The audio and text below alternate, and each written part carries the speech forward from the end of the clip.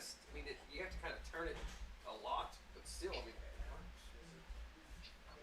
it does what a door is supposed to do. Doors are gonna door.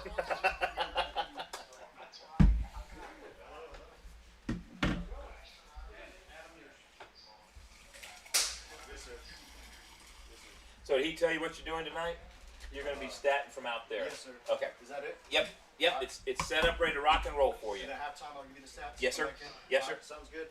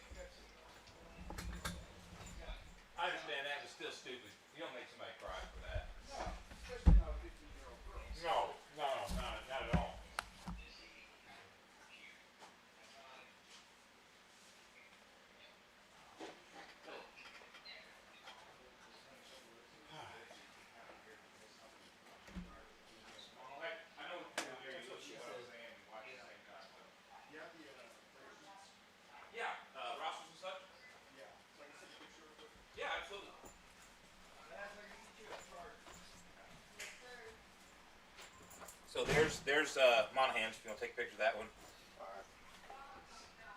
And then there's Wall. Walls hasn't changed. I don't know if you still have the one from last week. I'll take another one. Okay, sounds good. All right. Good. Yes, sir. This is Rob. This is Adam. Nice to meet you. This is Adam. Nice to meet you, man. This is our stat guy. He's. Oh, never mind. Never mind. Hello, McFly. What an idiot. Yeah, you're right. I forgot that you. Yeah, never mind. Hey, I know him. Never mind. As I was. Hey, Adam. Yes, sir. You hear that they're saying Dela Cruz has been hurt all year? Yeah, I know. I think it was like halfway through because of the slump. He was batting like what? Why? And all the throwing and everything, like all his errors that he's had. Now they're coming out and saying that he's been hurt the entire season. We need more people. That's ridiculous. It's ridiculous, man. He's batting what, 7th now? Yeah, it ain't pretty. Yeah.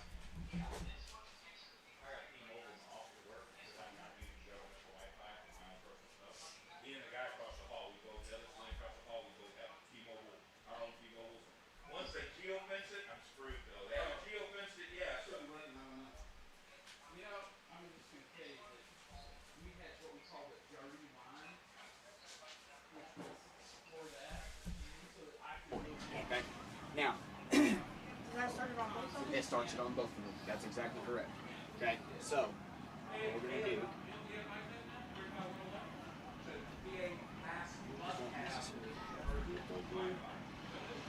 But this will charge me, so that way the batteries will never die. If you have any issues, okay, do you have a phone? Okay, I can give you my number. If you have any questions.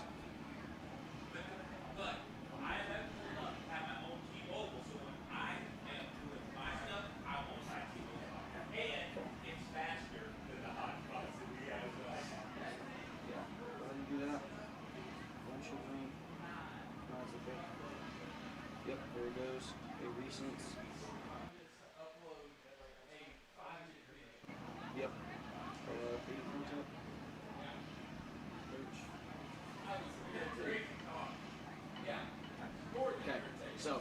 you have any questions, just holler at me. Okay, I'll keep my phone on me in case you have any issues. If it's really, really severe and stuff like that, I'll come up here running and I'll see what I can do.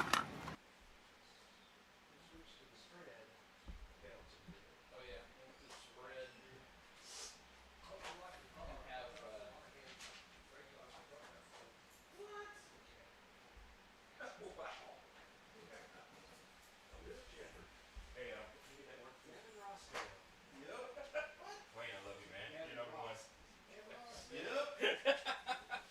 It's the little things, right? You good to go? You ready to rock and roll whenever we go? Yeah. Go live? Yes, sir. Look right there in my phone, in that blue Don't say that. Oh my God, don't say that. All right.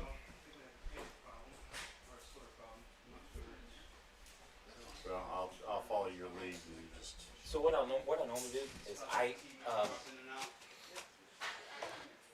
while we learn each other, how we want to go, how we want to do, what we want to say, I'll normally kick it over to you. Rob, what'd you see on that? And Rob, if you get something, you say, Monahans has looked pretty good in that first quarter, or they have absolutely sucked. I mean, I know you're not going to say it like that. Yeah. But yeah. Yeah, I got you. Sounds good. I did the last 2 games by myself, so I'm going to have to get back in. The first one, it was me and Jake. What was Jake's last name? Yeah, it was me and Jake did the first game at Wall, and then the last 2 I've been here by myself, so glad to have somebody else to talk. At least there's a lot of action.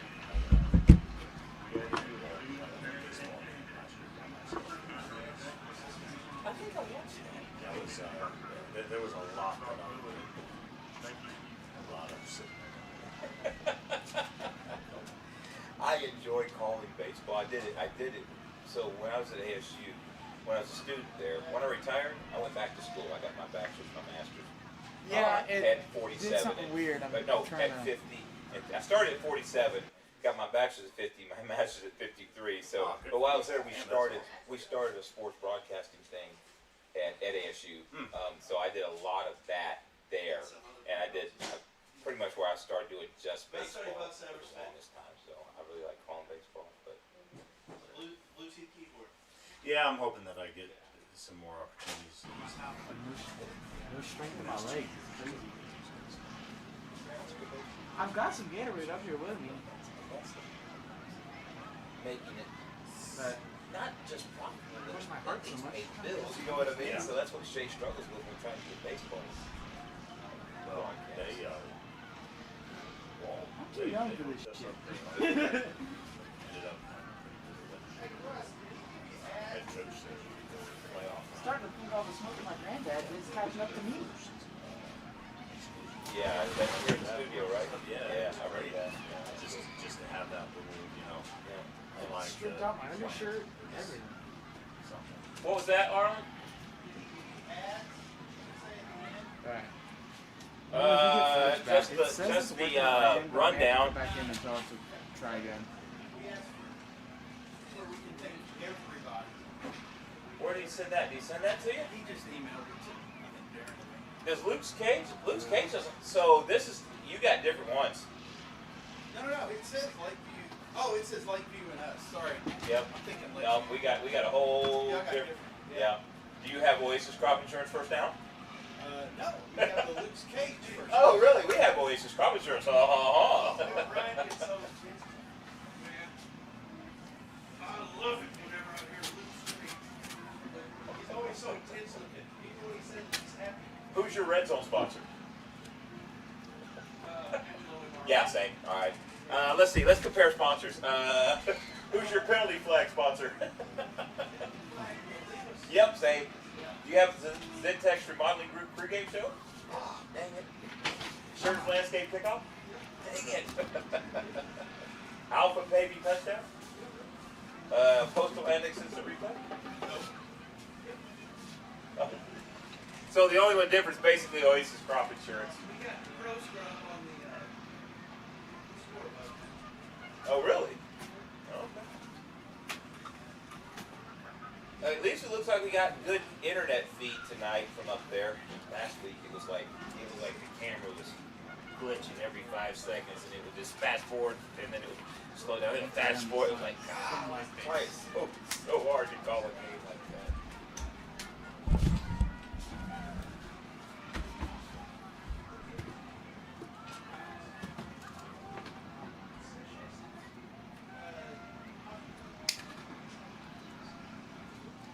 Why is it always whenever I go to these what games, I somehow manage to put this on by wrapping in front of where I need to point the camera? Camera was working, so we see down distance time. Last week it didn't work, so he was having to talk to Damon, and then he would relay it to me. I'm like, this sucks. So hopefully we get the scoreboard camera working tonight. That would be nice. Oh, and when we do the pregame, when we start out, we'll turn around and face this because we have a studio cam. All right.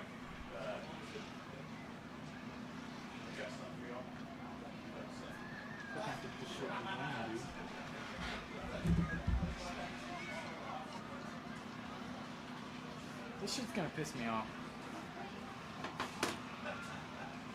So my favorite postgame interview ever was watching football coaches at ASU. I said,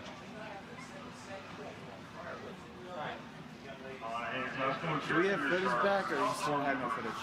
and he stopped and looked at me. That's all he said. I went, Coach said it's most dangerous sport I've ever heard. Stop sucking. Yeah, he is. Yeah, he is.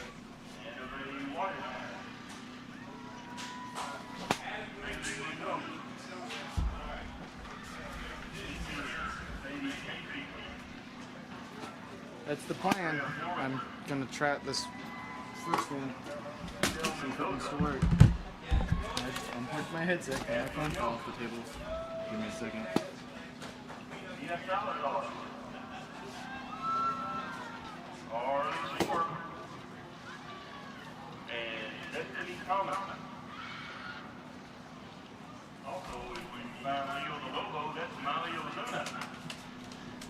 Okay, now I can hear again. Let's go. Spotify, stop.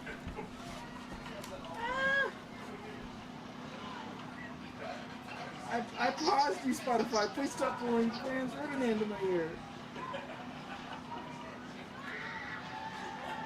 They're gonna take me out. Hell yeah, we got a feed. Let's go. Okay. This is the sketchiest fucking setup I think I've ever done something. Okay. We'll have Mike plugged in here in a moment. I'm gonna get the second cam set up and see if it's gonna work.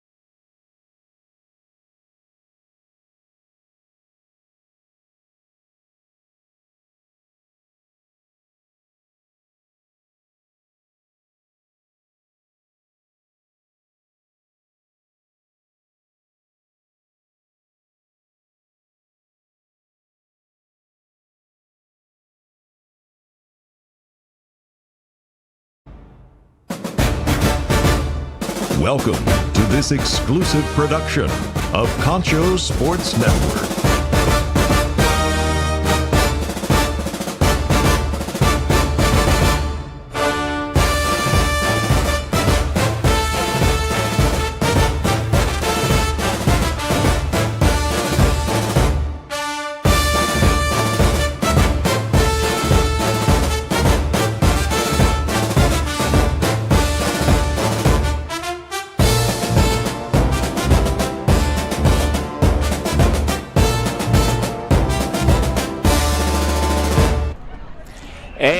Welcome inside the Concho Sports Studio for this broadcast of Wall Hawk football against the Monahans Loboes. I'm Russ Howard. He's Rob Ray. Rob, welcome to the broadcast. Hey, thank you very much. And it's good to have y'all with us tonight again for the third game of a 3-game road trip for the Wall Hawks. It has been a long one. I know, Rob, this is your first time on the broadcast here for Wall. Welcome, number one to the broadcast. I hope you enjoy it. But as we bring you the Zentex Remodeling Group pregame show, remodel your bathroom, in as little as one day with Zentex Remodeling Group at Zentex.com. Rob, based on your thoughts and what you've seen, what you've looked at, what do you expect to see tonight?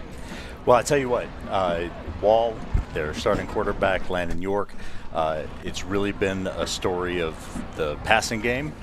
And they've got 3 or 4 receivers that have just really been balling out the entire year. If you're looking at Monahans, you're thinking that they probably are going to want to be staying in a nickel, have that extra defensive back in the backfield, and that might open up the run game just a little bit more for Wall as well. Right. So the one thing, playing off what you just said, talking a little bit about Monahans real quick as I look back here at numbers. If you look at just sheer numbers, and you can't always do that because you have to play the games as they on the field. But if you look back at what Monahans has done this season, they're 0-3. They come into this one, they're at home at Estes Memorial Stadium. They have only scored 13 points this year while giving up 152. So if you do the math, that is, they're giving up almost 51 points per game and only scoring just over 4. So on paper, it looks like a blowout. Absolutely, especially when you start looking back at Wall and see that they shut out Jim Ned, scored 24 on them, and put 48 on Mason at the beginning of the season. And put 35 on Brownwood, a 4A D1 school. Yeah. So, I mean, I don't want to jinx anything because now let me talk a little bit about last year because I was on the call for the Wall game against Monahans over at Hawk Stadium just outside San Angelo last year, and the Hawks jumped out to a 20-0 lead and had to withstand a pretty furious comeback rally attempt by Monahans, and had to stop Monahans in a late 4th down stop to win. So records are records, and we get it, but you kind of have to throw those out the window and take them one game at a time. Well, and on top of that, you're dealing with 15 to 18-year-old guys, Yep. It's real easy. If we're talking about the past 3 weeks and looking at the scoreboard, you know that those young men are doing the same. Yes. And you hope that, and as a coach, that is one of the challenges is how do you approach a week that you should dominate, Yep. but I mean, you're having to travel, and you never know. Yep. And like you said, you got to play the game no matter what. Yep. So I was talking with Coach, bringing that up. I'm glad you said that because on the weekly coaches show with Coach Craig Slaughter that airs on Tuesday nights, 7 p.m. Check it out. We were talking about that, and he said because I asked him, how do you approach a game like this against an opponent that on paper is not having a great season? He said you have to approach it like you do every other game. That's the greatest team right there. That's the greatest team in the conference, in the region. You have to approach it like that. You cannot start looking ahead to 2 weeks out, 3 weeks out, district play, whatever, which I thought was a great answer.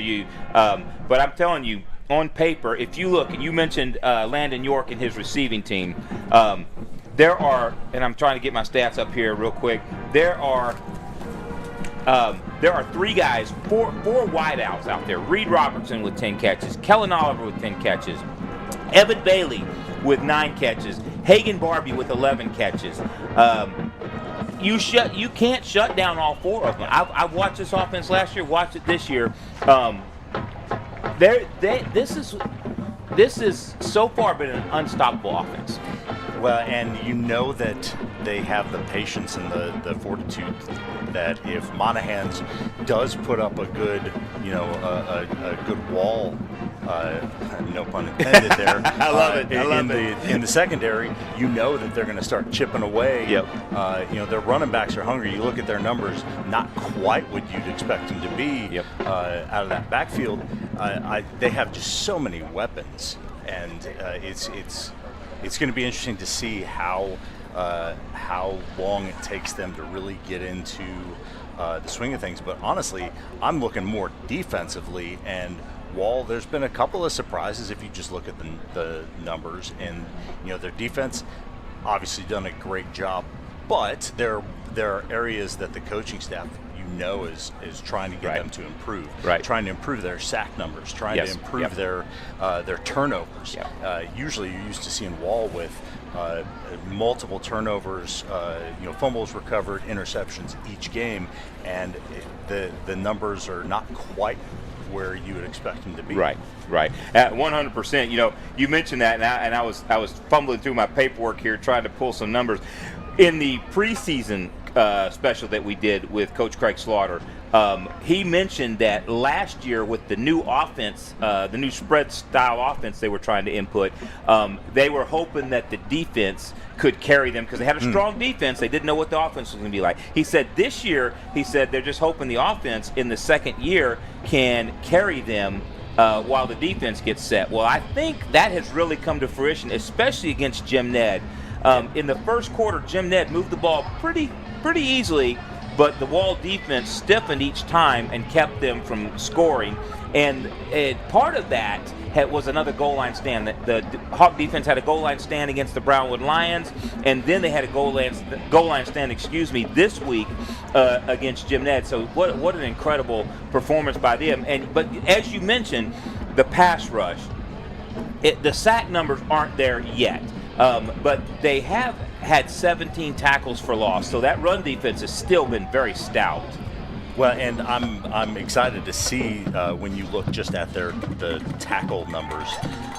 As a coach, if you see that your leading tackler is a defensive back, a cornerback, a safety, that means that they're getting past 7-8 guys every play.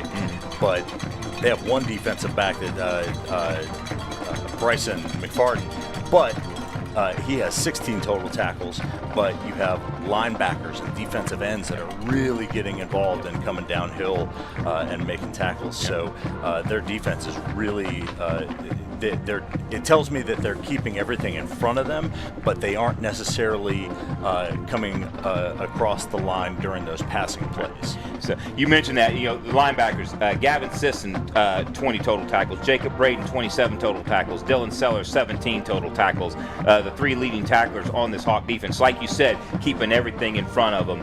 And one of the things is the Hawks have played 3 teams that are, charitably speaking, in rebuilding mode, and so they haven't thrown a lot. They've ran the ball or attempted to run the ball a lot, and so I think that might have something to do with the sack numbers. But nevertheless, a shutout against a very good Jim Ned 3A D1 team. Nothing to sneeze at for the Wall Hawks. Absolutely. And tonight, I would, if I was approaching this as a Monahans coach, I'm going to try to keep the clock running. I'm going to try to maintain possession of the ball. You may not see those high sack numbers, but you're looking at those tackle for loss numbers to hopefully be high still. Right. So for the Wall Hawks, their second 4A team of this season, of course, pre-district play. The games that count are obviously the district games. These count in the standings, we get that, but everybody wants to talk about district game. But when you play another 4A opponent, when you are a 3A D2 school, and when they marched into Brownwood a couple of weeks ago and very handily defeated the Brownwood Lions, and then they go on the road again out to Monahans against another 4A school. who on paper, they are much better. I mean, you just hope that there's no letdown against an opponent like that. Yeah, absolutely. And like I said, you want as a coach to go in with just a strategy. Maybe it is going to be, hey, we want to really shore up that running game. We want to be looking at our guards and being able to pull those guards and get our running game going and really establish something early. You want to have focus.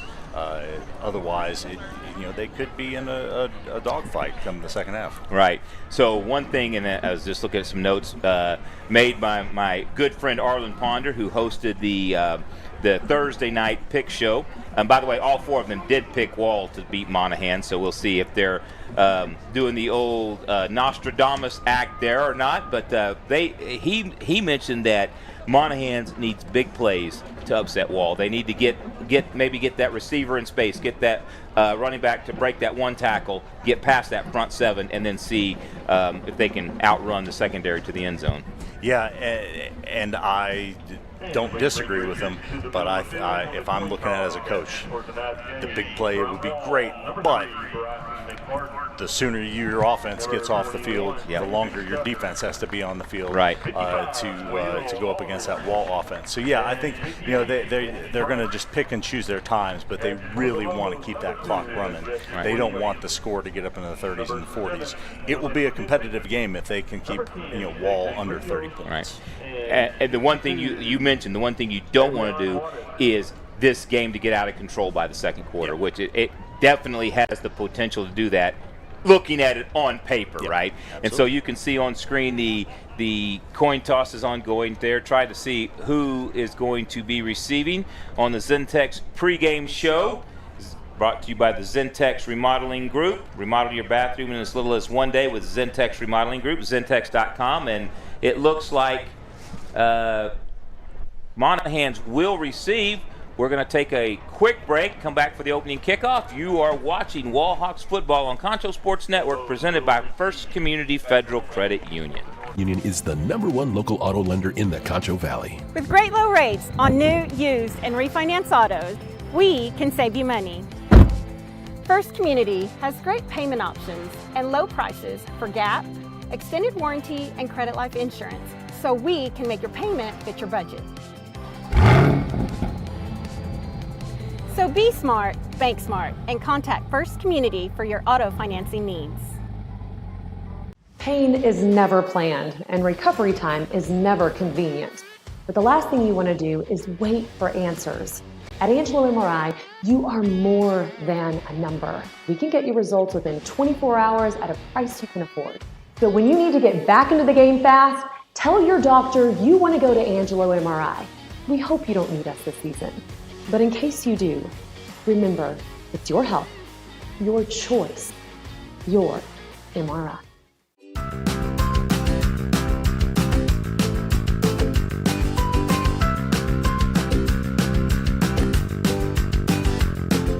In Texas, driving trucks is woven into the fabric of our culture. At Mitchell Toyota, we know it as truck country, plain and simple. Built right here in Texas, Tundra is the truck for you. Get this new 2025 Tundra with 1.75% APR for 72 months or save $7,000. This Tacoma is only $39,485 or 3.99% APR for 60 months. Toyota, where we put the deal back in dealership.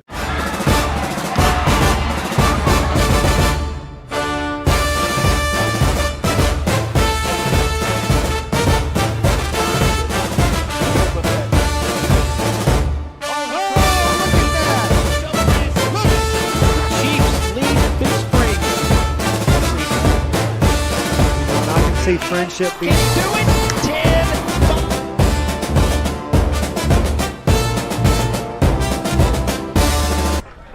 And welcome back to Wall Hawks football on Concho Sports Network, presented by First Community Federal Credit Union. As we get set for the Shirts Landscaping Kickoff, I'm Russ Howard.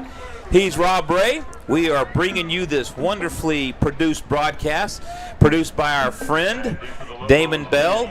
Camera angles brought to you by the one, the only Zach statting by Adam tonight, so we're going to try to give you updated stats as we go throughout the broadcast this evening. And Tyler Kleinsmith will set it up for the opening kickoff.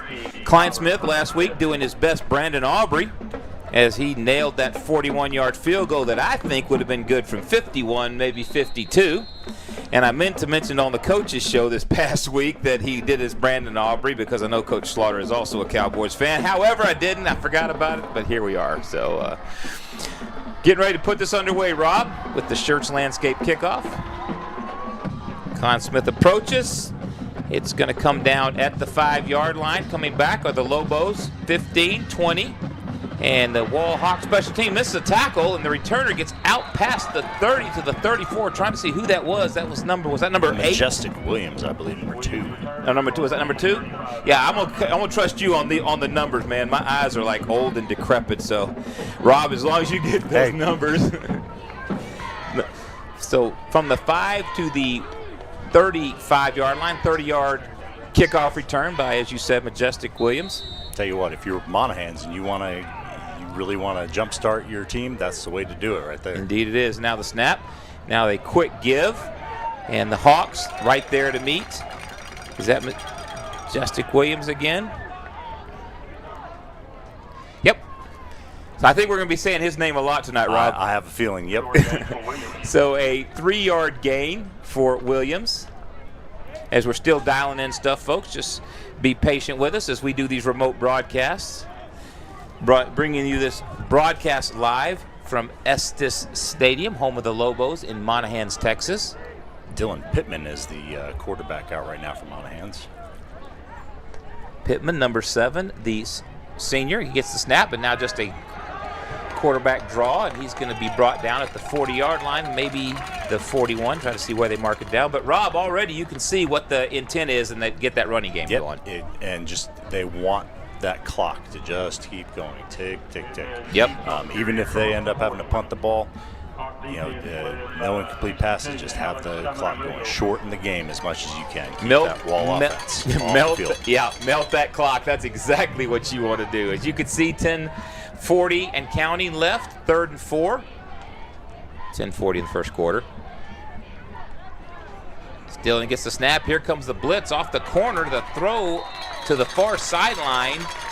Is that number 44 on the catch? Yeah, Milo Melius. And that is going to be short of the first down. A yard pickup on the reception. And so quickly, a 3-and-out for Monahans. Looks like a 3-yard. As on the Postal Annex instant replay, you can see it there. Slayton Hallmark getting a good rush from the opposite side there. Yeah, he came off that corner real nice. He almost had like a free run, almost a free run to the quarterback. And so now the Lobos to punt. And the snap. And the kick. And that's going to be a really short punt. Fair caught at the Hawk 38-yard line. And that's going to be number 2, Kellen Oliver. Kellen Oliver last week had one of the greatest touchdown catch and runs I think I have ever seen. He caught it, crossed the field to the far sideline, literally trucked a guy at the 5-yard line. I don't know if you saw the highlights, and ran into the end zone. It was just a phenomenal play. So that young man's got a little speed, but he'll also get physical. So now the Oasis Crop Insurance first down for the Wall Hawks.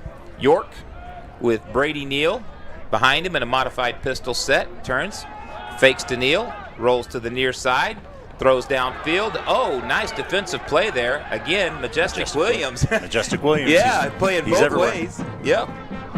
Doing his best Travis Hunter. Only running back in safety instead of wide receiver and cornerback. You can see here on the Postal Annex instant replay. 9:41 left in the first quarter. A little bit of pressure early on for Landon York, although he was able to avoid it, but the throw incomplete, and now the snap and the fake, and York keeps it, and York's going to be brought down at the 40-yard line, a gain of 2. That'll bring up a very early 3rd and 8, Rob. And if he actually gives the ball to Jagger Thompson there, he's got the corner, I think. I think he can get around the line there. I think so too. Jagger, one of the faster young men on this Wall Hawk squad. And now York with 2 running backs, 1 to each side. Wing back off the near sideline. York retreats, rolls to the far side, tosses it out there, and it's over the head of Bryson McFarden, incomplete, and that's going to be a 3-and-out for Wall. So a little bit of a disjointed start for both sides so far. A little bit, and we talked about this earlier, about we're not quite into that district play yet. I wonder if the quarterback keeping there is just something to put on tape for your district opponents a little later on, just to keep in the back of their mind, so they aren't going automatically with your jet sweep. You know what? I'm going to come back to that in a minute, but Levi King at the 29-yard line of Wall, waiting for the snap, gets the snap, and now the whistle sounds, and we're having to leave us Roofing and Solar penalty flag. And trying to, looks like it's going to be on Wall. I believe it was a false start. But you mentioned it's not district play yet. You're in your 4th game of the season, so you're not opening the playbook yet. Not yet. So we're waiting to see here. We apologize for the technical difficulties happening out at Estes Field. They're in Monahans, Estes Stadium. And it'll be 4th down, the punt from Levi King. And we'll tell you as soon as we know, 4th and 13, the Hawks after the penalty to punt.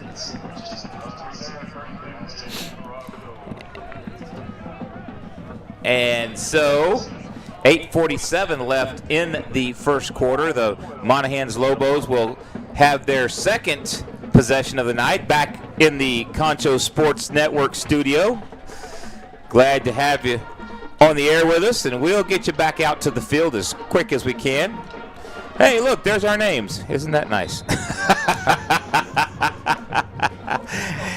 Yes, sir. Mine is. Rob, is your spelling correct? There's an extra B in there, but whatever. Well, we like you so much. I'll take B's all day long. It's the C's that I got. We won't put F's in there for you. We'll just put the B's in there for you, all right? So, extra B because we love you, Rob. I tell you what, the last thing that we saw before things went haywire, blurry on us, they actually Wall had an uncovered receiver in that punt formation. You got to wonder at some point, was that jumping because somebody was yelling, trying to get something across to one of the protectors to be able to get a direct snap. You think that Wall has, if any team's going to have a play that's going to be a quick take advantage of something like that, it would be Wall. Well, Levi King, and Levi King too. Levi King's played a little bit of quarterback in his day. The punter, he's played a little bit of quarterback, so he can sling it a little bit. So you never know when they just break something out. So 2nd down and 6. Well, we're not sure what exactly is happening, but we'll kind of keep you in tune. And now it's 1st and 10 for Wall. It looks like a turnover. At 1st and 10 on the 26-yard line for Wall. Trying to see.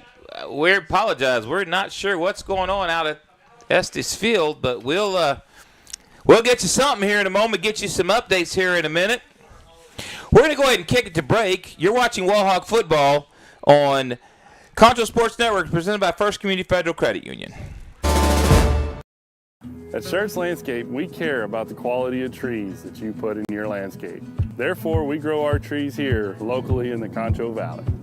As a certified arborist, I not only care about the quality of your tree being planted, but I am also qualified as a tree risk assessor. I can evaluate the health of an older tree or the risk that it may have to you and your property. Come see us at Schertz Landscape, where we care about the quality of your trees. And welcome back to Wallhawk football on Concho Sports Network, presented by First Community Federal Credit Union. And as we were in break trying to get our camera situation fixed, Wall just had a long touchdown pass. I believe that was to Reed Robertson. They were scrimmaging from the 26-yard line, their own 26, I believe. I'll get you some updated stats, but a long touchdown pass to Reed Robertson, and Wall Hawks now leading 6-0 over the Monahans Loboes. And the extra point from Klein-Smith.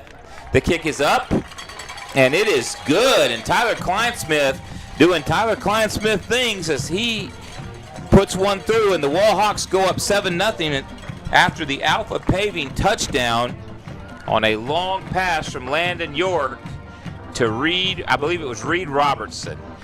We'll take a quick break. You're watching Wallhawks football on Concho Sports Network, presented by First Community Federal Credit Union. Damon Bell Photography and Drone Services for all your photo and video needs. Call 325-245-9663. Oh, and we also do sports. Call today. Check out why First Community Federal Credit Union is the #1 local auto lender in the Concho Valley. With great low rates on new, used, and refinance autos, we can save you money. First Community has great payment options and low prices for GAP, extended warranty, and credit life insurance, so we can make your payment fit your budget. So be smart, bank smart, and contact First Community for your auto financing needs. Cotton farming in the Concho Valley, that's risky business. Specializing in crop insurance and serving local family farmers for over 15 years. And the Shirts Landscape Kickoff as the camera goes out of focus again right as we came back to air. It was doing fine and then just out of focus. So folks, we ask, please bear with us. We're having some technical difficulties, hoping that you'll stick around. We'll get it fixed. We'll get it fixed and bring you the broadcast. But for now, it's going to be 1st and 10 at the 25 for the Monahans Loboes after the Shirts Landscape Kickoff. The Hawks leading 7-0. And Rob, we mentioned earlier that it was going to be quickly out of hand if what happened. Yep. That long bomb to Reed Robertson. Yeah, that is not a good recipe for Monahans. That is for sure. You want to, unfortunately, we don't know how Wall ended up getting the ball back, but if you're Monahans now, you want to just get a couple of first downs at least. Right. And now 2nd and 10 with 7:08 and the clock running here in the first quarter. 2nd down and 10 from the 25-yard line for Monahans. And like I said, we'll try to keep you updated as much as we can. We may have to go to commercial breaks more frequently and see, but yeah, here we are, folks. 2nd and 10 on the 25. 6:43 in the first quarter.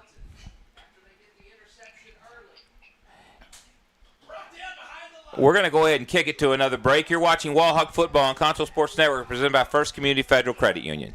Oasis Crop Insurance understands those risks firsthand. That's why year in and year out, from the first seed you plant to the last boll you harvest, Oasis Crop Insurance is your risk management partner. Oasis Crop Insurance, service from paradise.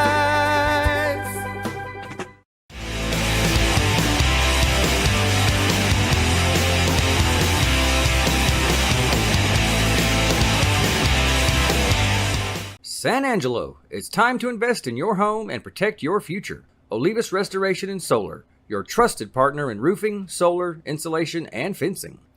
Call Olivas Restoration and Solar today for your free consultation.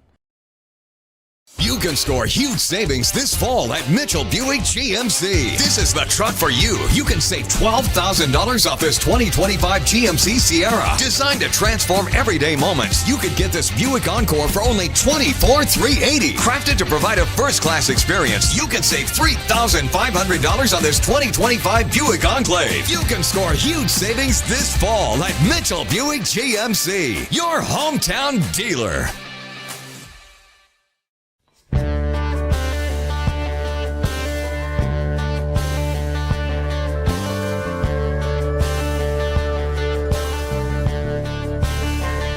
At Texas Bank, we believe in the power of relationships.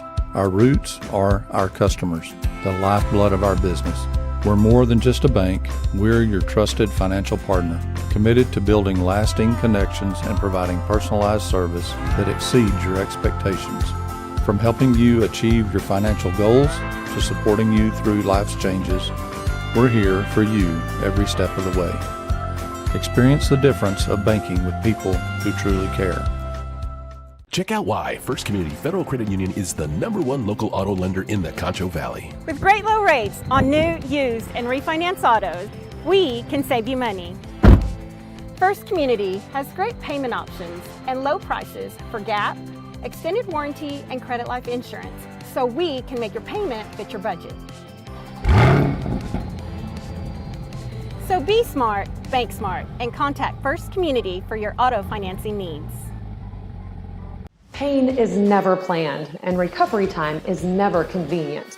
But the last thing you want to do is wait for answers. At Angelo MRI, you are more than a number. We can get you results within 24 hours at a price you can afford. So when you need to get back into the game fast, tell your doctor you want to go to Angelo MRI. We hope you don't need us this season. But in case you do, remember, it's your health, your choice, your MRI.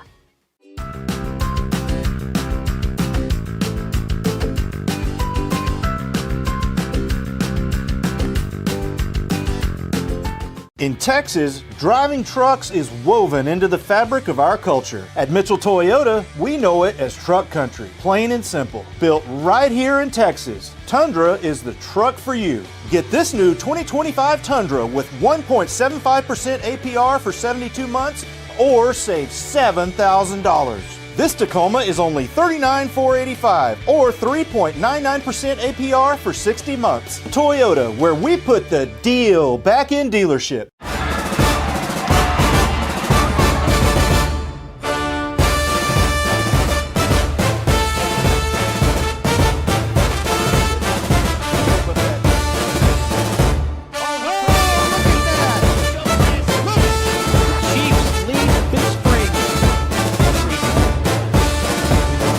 Friendship being At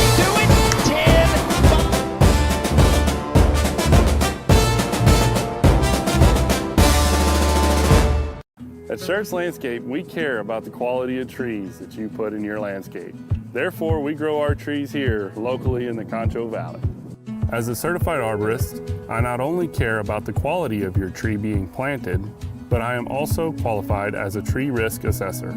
I can evaluate the health of an older tree or the risk that it may have to you and your property.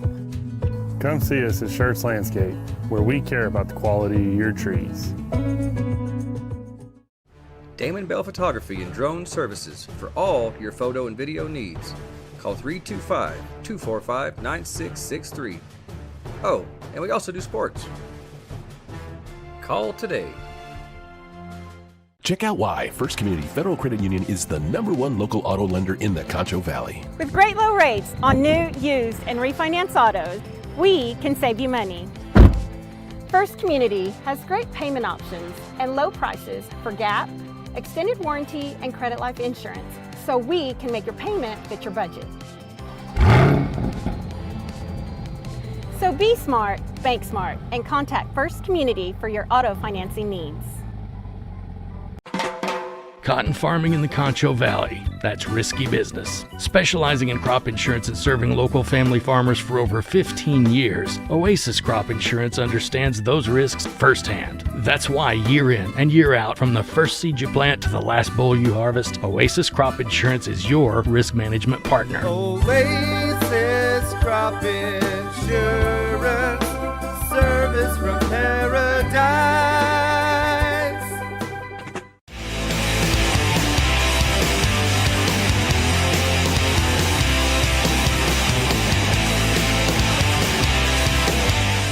San Angelo, it's time to invest in your home and protect your future. Olivas Restoration and Solar, your trusted partner in roofing, solar, insulation, and fencing.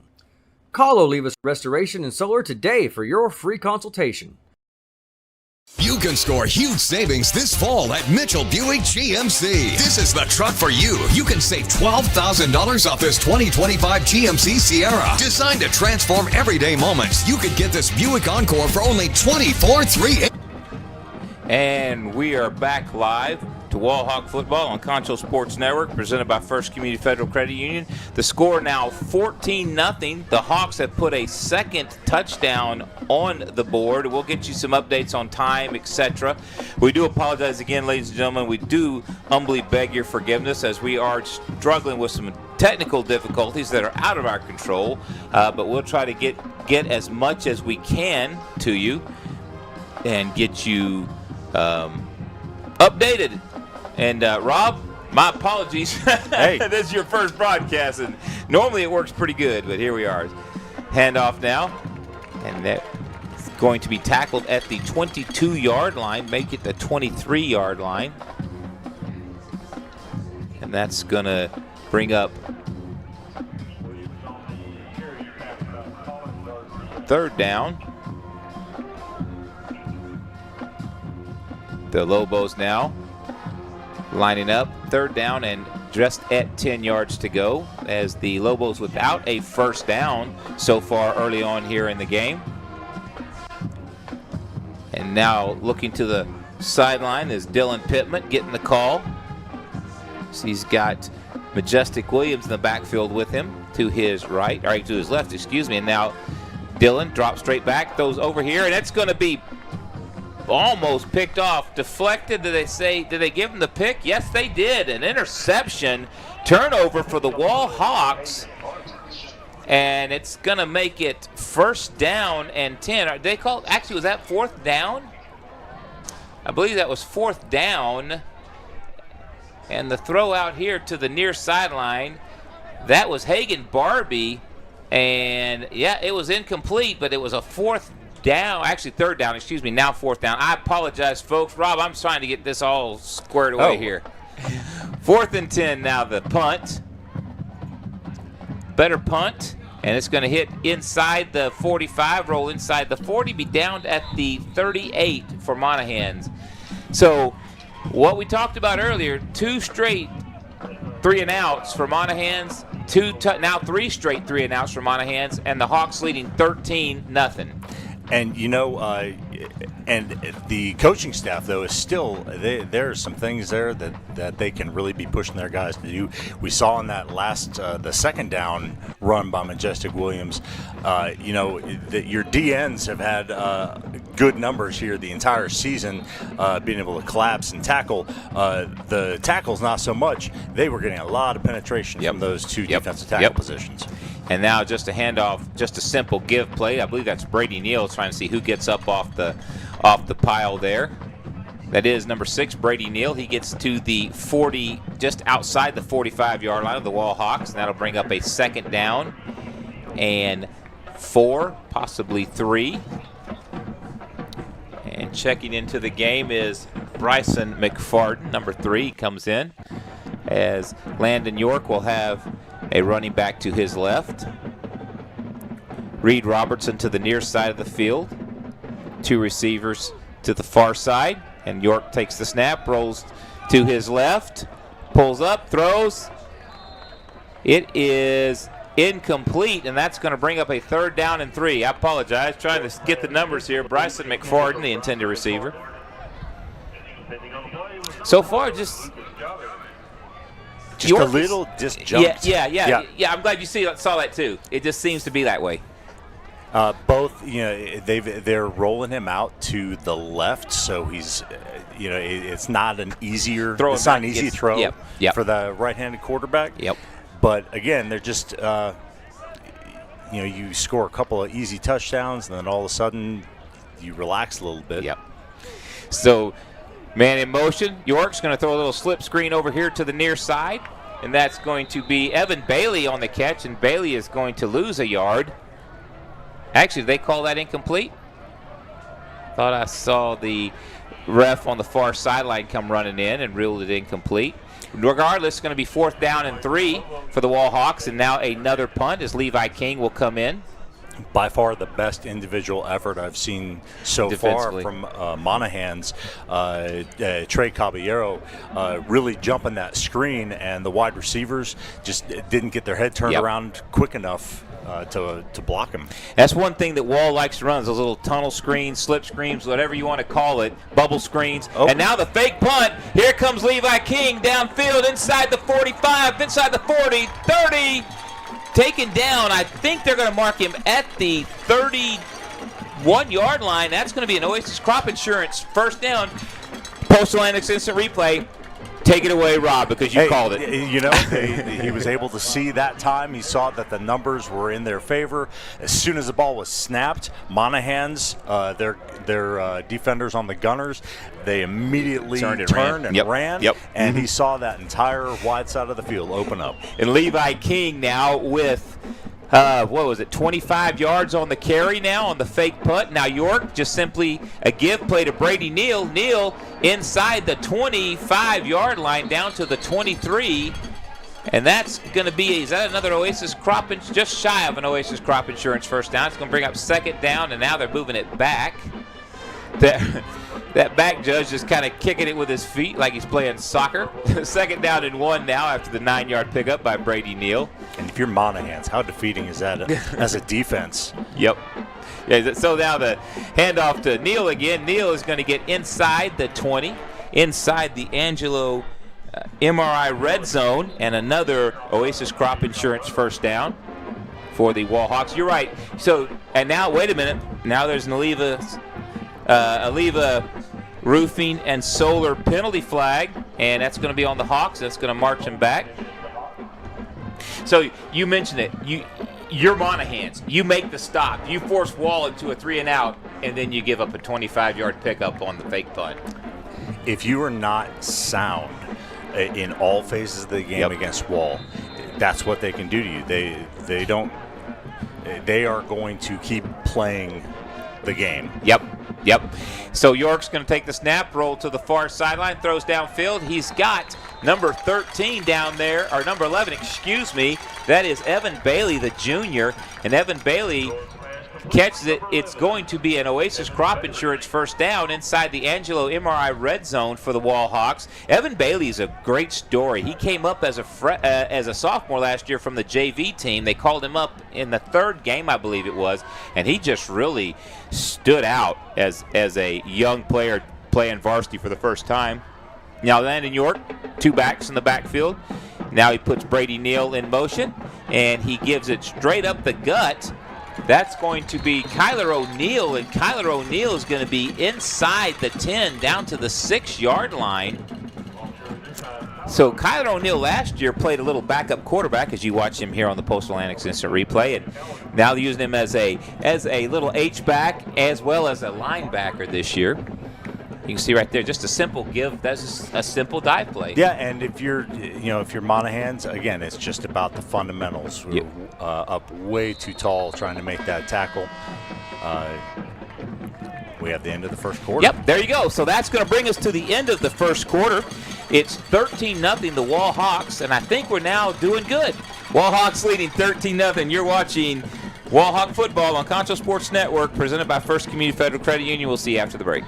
You can score huge savings this fall at Mitchell Buick GMC. This is the truck for you. You can save $12,000 off this 2025 GMC Sierra. Designed to transform everyday moments, you could get this Buick Encore for only $24,380. Crafted to provide a first-class experience, you can save $3,500 on this 2025 Buick Enclave. You can score huge savings this fall at Mitchell Buick GMC, your hometown dealer.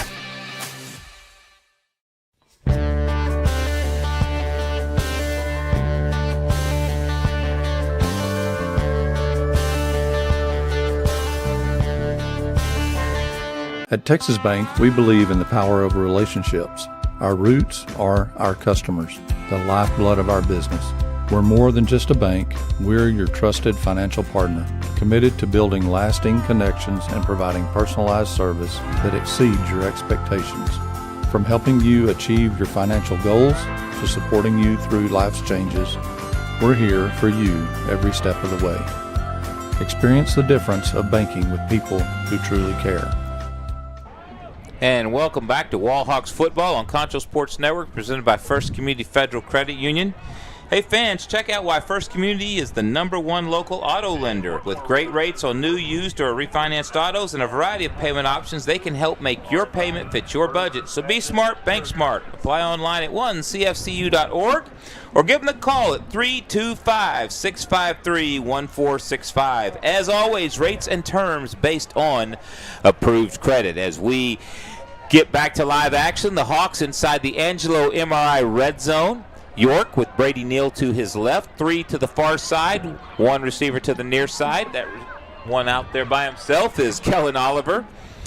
And now waiting for the whistle to sound and put the ball in play as York stands at the 9, gets the snap, simply drops back, corner end zone, touchdown, Wall Hawks. That would be the aforementioned Kellen Oliver. He got out there all by himself, Rob. They gave him about 8 yards of cushion and never closed on him, and Kellen made him pay. Postal Analysis instant replay.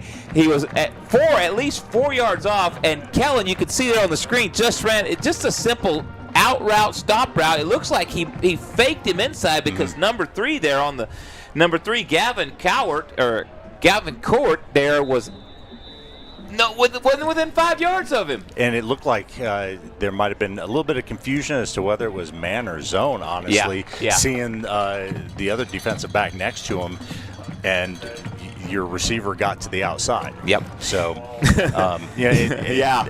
Wall, great job, though. I mean, you can't worry about the defense. All you can worry about is making your plays, and Kellen Oliver, great job. Yep. Tyler Klein-Smith, the extra point after the touchdown by Wall. Excuse me, I'm still discombobulated a little bit. After the Alpha Paving touchdown, you saw that on the instant replay, the Postal Annex instant replay. But yeah, just underway in the second quarter. It's already 20-0 Wall. Rob, you mentioned you can't let this get out of hand. And again, I go back to that 3 and out, or the 3 and fake punt that Monahans had, and you could tell just their defensive line coming back on the field after that fake punt. It was just a different looking group. Yep. And if you're Monahans now, just you still got to play the game, and you still got 3 quarters. Absolutely. 2 quarters and 3 quarters minus 4 seconds of football left. Well, and you want to shorten the game. It's not that you can't make explosive plays, but at this point, you want to shorten the game and just keep the clock running. Schertz landscape kickoff, and it's just a little pooch kick that's going to roll out of bounds at the 30-yard line, so a bit of a miss-hit there. The first thing to not go Wall's way tonight. Yeah. A Levis Roofing and Solar penalty on the kickoff out of bounds there. And so now, I believe that when it's outside the 30 like that, don't they add 5 yards to the end of it? I'm trying to remember how they do that on kickoffs. We'll see here if I'm a prophet or if I'm just making stuff up. And I'm pretty much making stuff up because they mark it at the 30-yard line, so here we are.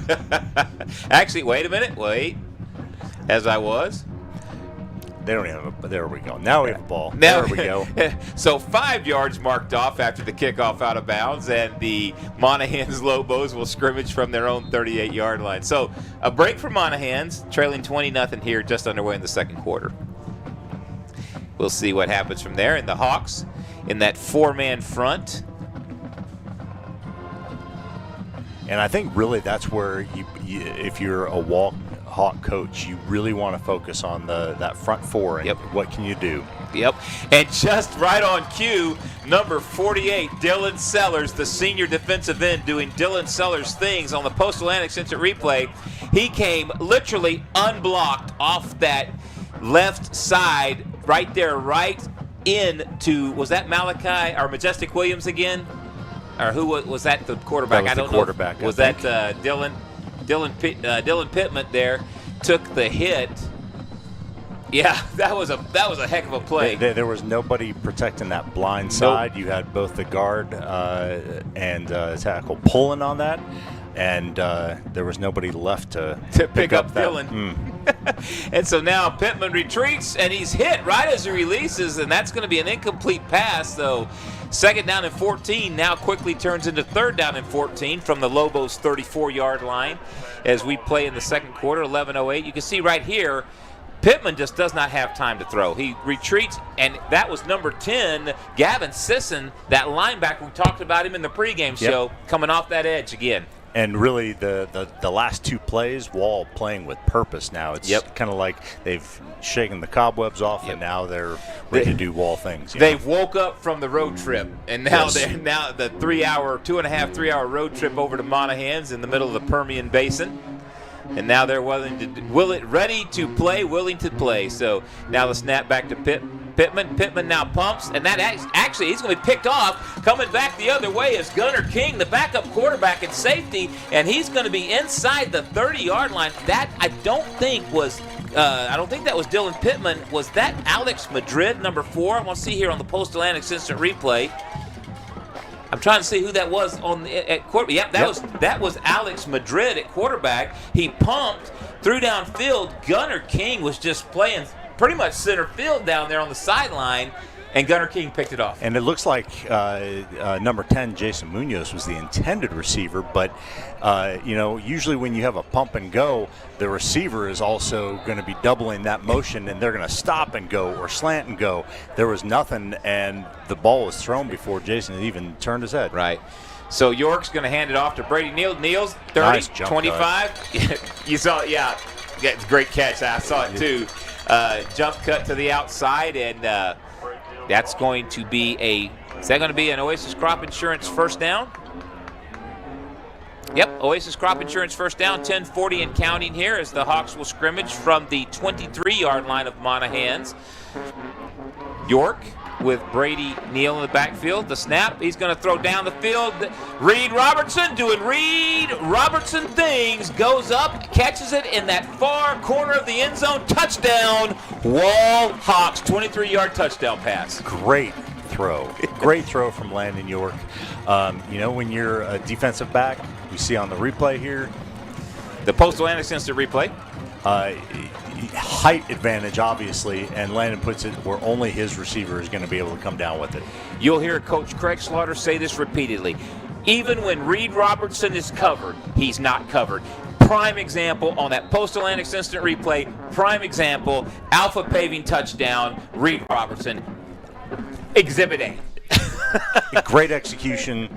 And, going back one play, that jump cut, they're now doing things in both the running game and the passing game. And that's, the running game's been a little lacking the first couple of games because they haven't needed it. Yes. But, that's the sort of,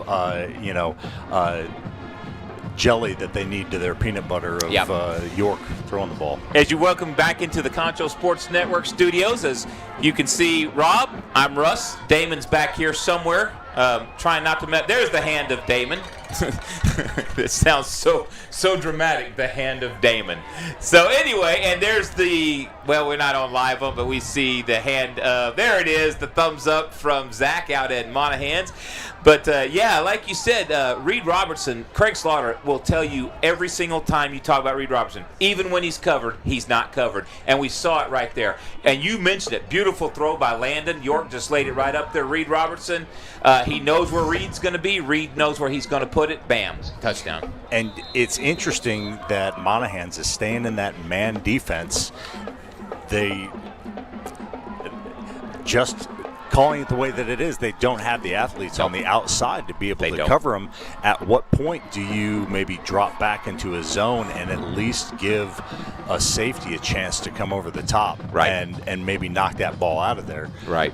So now the Shirts landscape kickoff, another pooch kick, comes down at the 31-yard line, falls forward to the 32.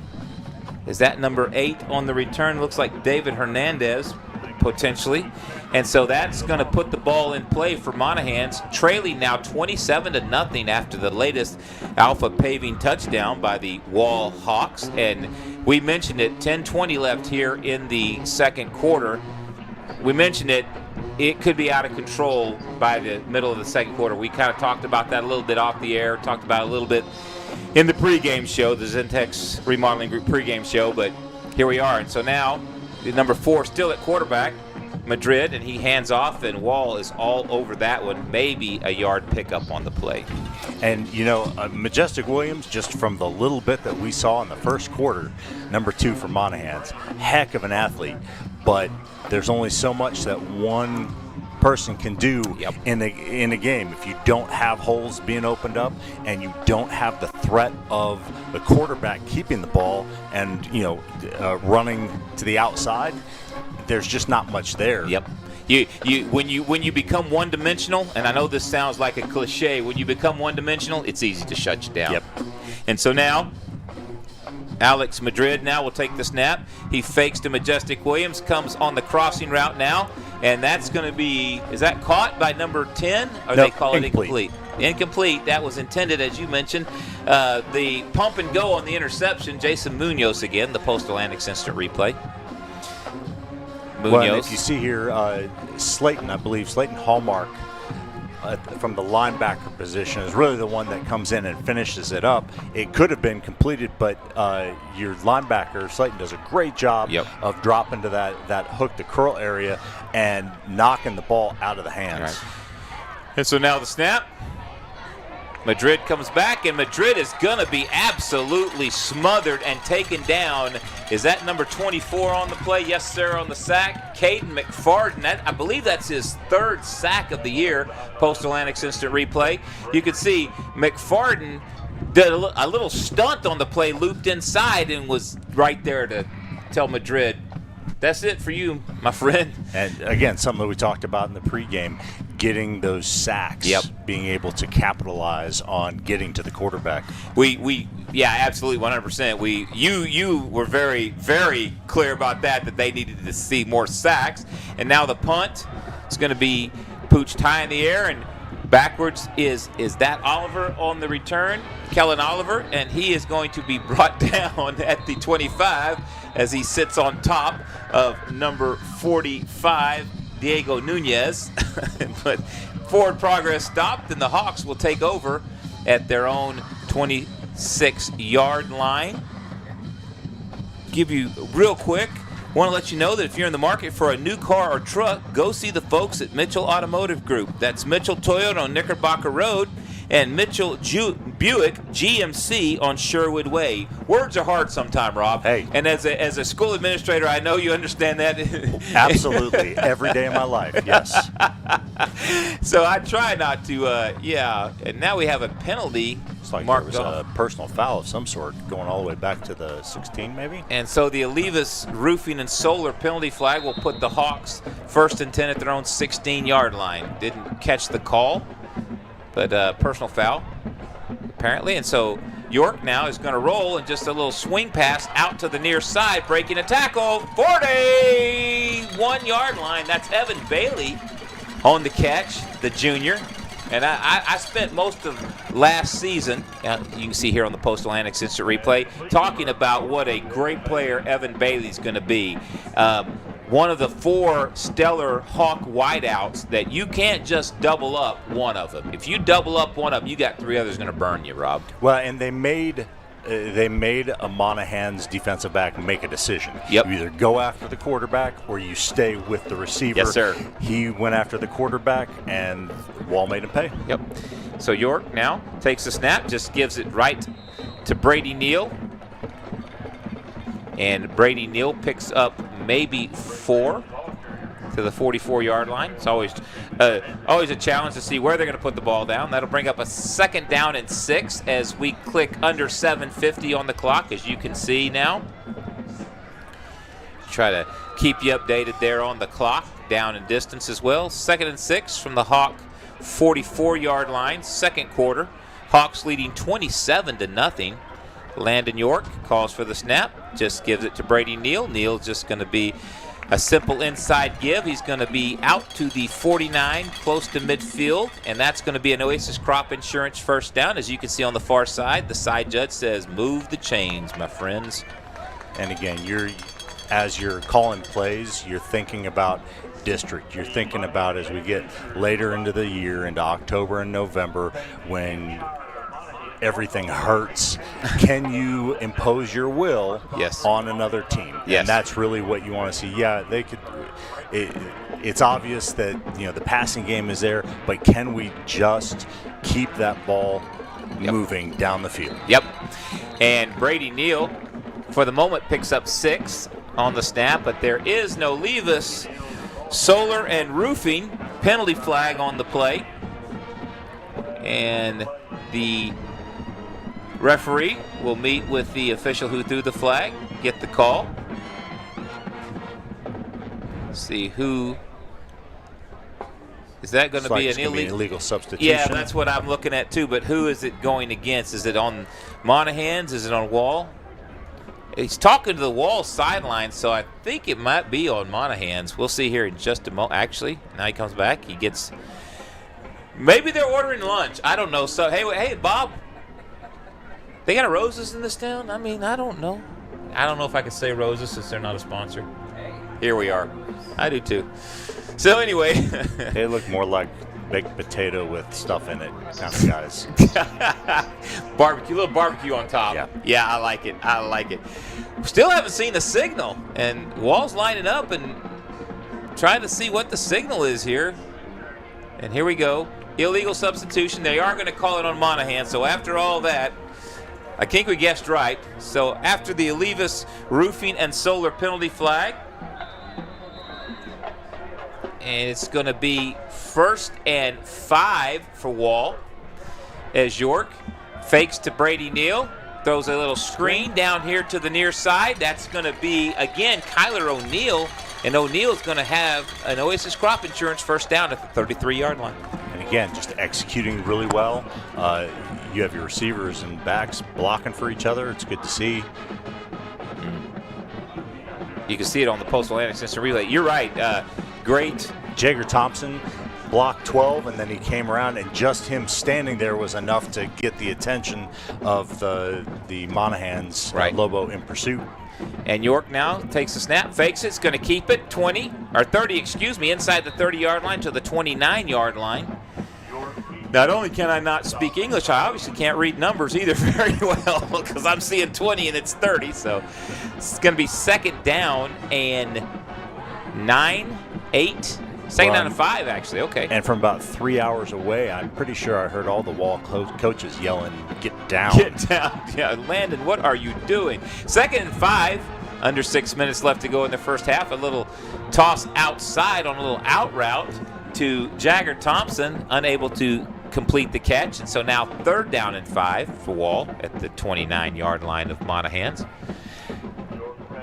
Give you an update from over in Belton, just outside of Temple, where the San Angelo Central Bobcats are leading the Belton Tigers 28-7. Wow, who saw that one coming? Goodness gracious, Central putting on a show over in Belton tonight. And now the snap to Landon York. York retreats, now rolls to the far sideline, and now tosses it on a little dump-off route. Is that Brady Neal? Trying to see who that was. Yep, Brady Neal on the catch. Trying to see where they mark it down at. 3, it looks like. 23-yard line. Thank you, Rob. Appreciate that. And that's going to be 4th down or no? Yep, Oasis Crop Insurance first down. So Wall's come out here. They've had a few hiccups, but they've come out here and done Wall Hawk things, and 27-0. And they are now just taking what Monahans is giving them.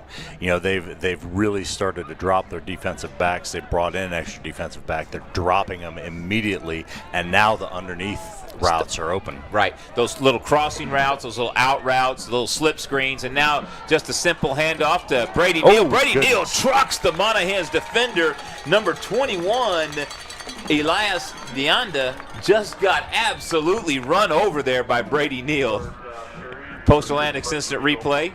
Just a simple little give to Brady Neal, a little dive play, and bam! Right there. He just absolutely leveled the Lobo defender. My, oh my, what a run. And 1st down and 10 inside the Angelo MRI red zone. Another Oasis Crop Insurance first down for the Hawks. Threatening to put another score on the board And now just a little toss play outside, and that is a rare toss to Dylan Sellers, playing a little H-back/tight end, the normal defensive end, with a sack already tonight. He a little swing pass, and it was incomplete. Actually, no, complete. They gave him 5 yards. Sorry about that. They're not changing it, the scoreboard quick enough, so 5-yard pickup, and 2nd down and 5, 3:58 as the clock runs here in this second quarter. York rolls to the near side, looking into the end zone. Now he stops, throws, tosses, out of bounds, intended for Jagger Thompson. That's the direction that we've seen him rolling all night. You know, Yeah. Again, you wonder if is that something that the coaches are doing intentionally, and they want to be working on that for once they get later on in the season. And also you wonder if that little trickeration, putting the defensive player out there, if that's something, just again, put it on tape, make your district opponents have to worry about it. Yeah, make them think about it. 3:45, 3rd and 5 for the Hawks inside the Angelo MRI red zone at the 9-yard line. And now York retreats, throws, touchdown, Wall Hawks. And that is, once again, Kellen Oliver, number 2, with the reception.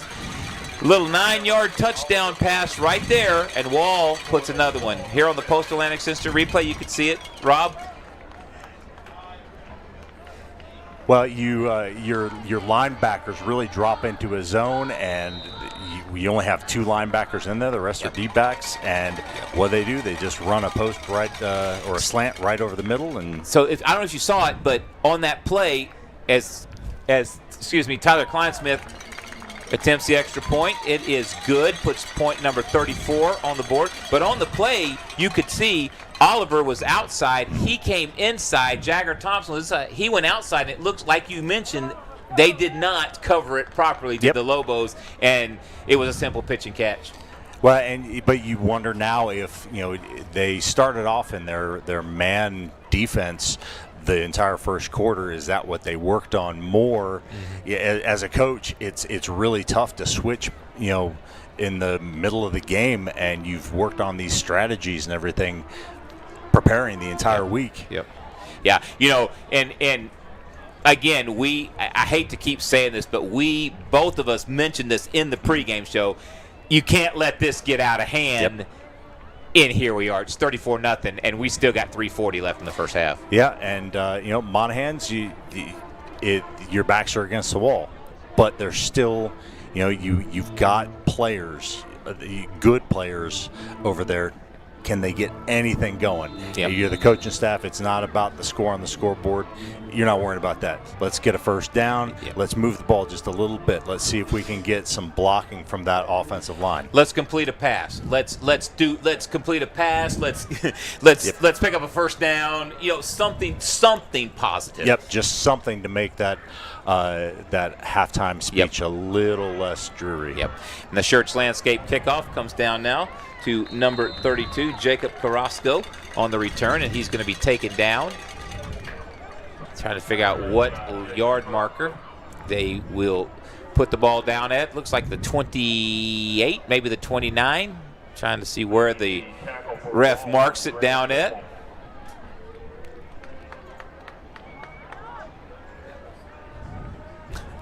At the 30-yard line, Oasis Crop Insurance 1st and 10 for the Monahans Lobos. Trying to see who that is. That's still number 4, Alex Madrid, and a quarterback. I believe it is. Hawks showing blitz. Now they back out of it. Just a simple 4-man rush. Completed pass, a fumble. Are they going to call it incomplete? No, I think they're saying that he's down before it came out. So if you're Monahans, there's your completed pass. Baby steps. You have your backup quarterback in there. On the Post Atlantic Instant Replay, just a simple pitch and catch to the 39, excuse me. I believe his knees were on the ground when that came out. So 2nd and 3 for the Lobos, and now a simple handoff to Majestic Williams as he breaks it outside, and that is an Oasis Crop Insurance first down, and if I'm not mistaken, that is the first down for Monahans in this game. Yes, it is. But again, all it took was just Wall to have to think, well, they completed a pass on us, and they had to play the pass and respect that. All of a sudden, Majestic got back, was able to get some green space. Yep. Postal Analysis instant replay did not replay as it was supposed to. So now the Lobos at the Wallhawk 48-yard line, 2:35, and the clock is running. We'll try to get our feedback to you. We can still see it. And now another handoff to Majestic Williams, and that's going to be a tackle for loss. Number 10 was in there, and number 16 was in there, I believe, trying to see Gavin Sisson. I believe that was Levi King as well that came in there for the tackle. So 2nd down and 10 for the Lobos as we tick down. And something new in high school football this year, the 2-minute timeout / 2-minute warning, which you never used to see. It caught me by surprise that first game. And why is it still ticking? It's supposed to stop. So here we are. We're going to take a quick break at the 2-minute timeout. You are watching Wallhawk Football on Concho Sports Network, presented by First Community Federal Credit Union. Check out why First Community Federal Credit Union is the #1 local auto lender in the Concho Valley. With great low rates on new, used, and refinance autos, we can save you money. First Community has great payment options and low prices for GAP, extended warranty, and credit life insurance, so we can make your payment fit your budget. So be smart, bank smart, and contact First Community for your auto financing needs. Pain is never planned, and recovery time is never convenient. But the last thing you want to do is wait for answers. At Angelo MRI, you are more than a number. We can get you results within 24 hours at a price you can afford. So when you need to get back into the game fast, tell your doctor you want to go to Angelo MRI. We hope you don't need us this season. But in case you do, remember, it's your health, your choice, your MRI.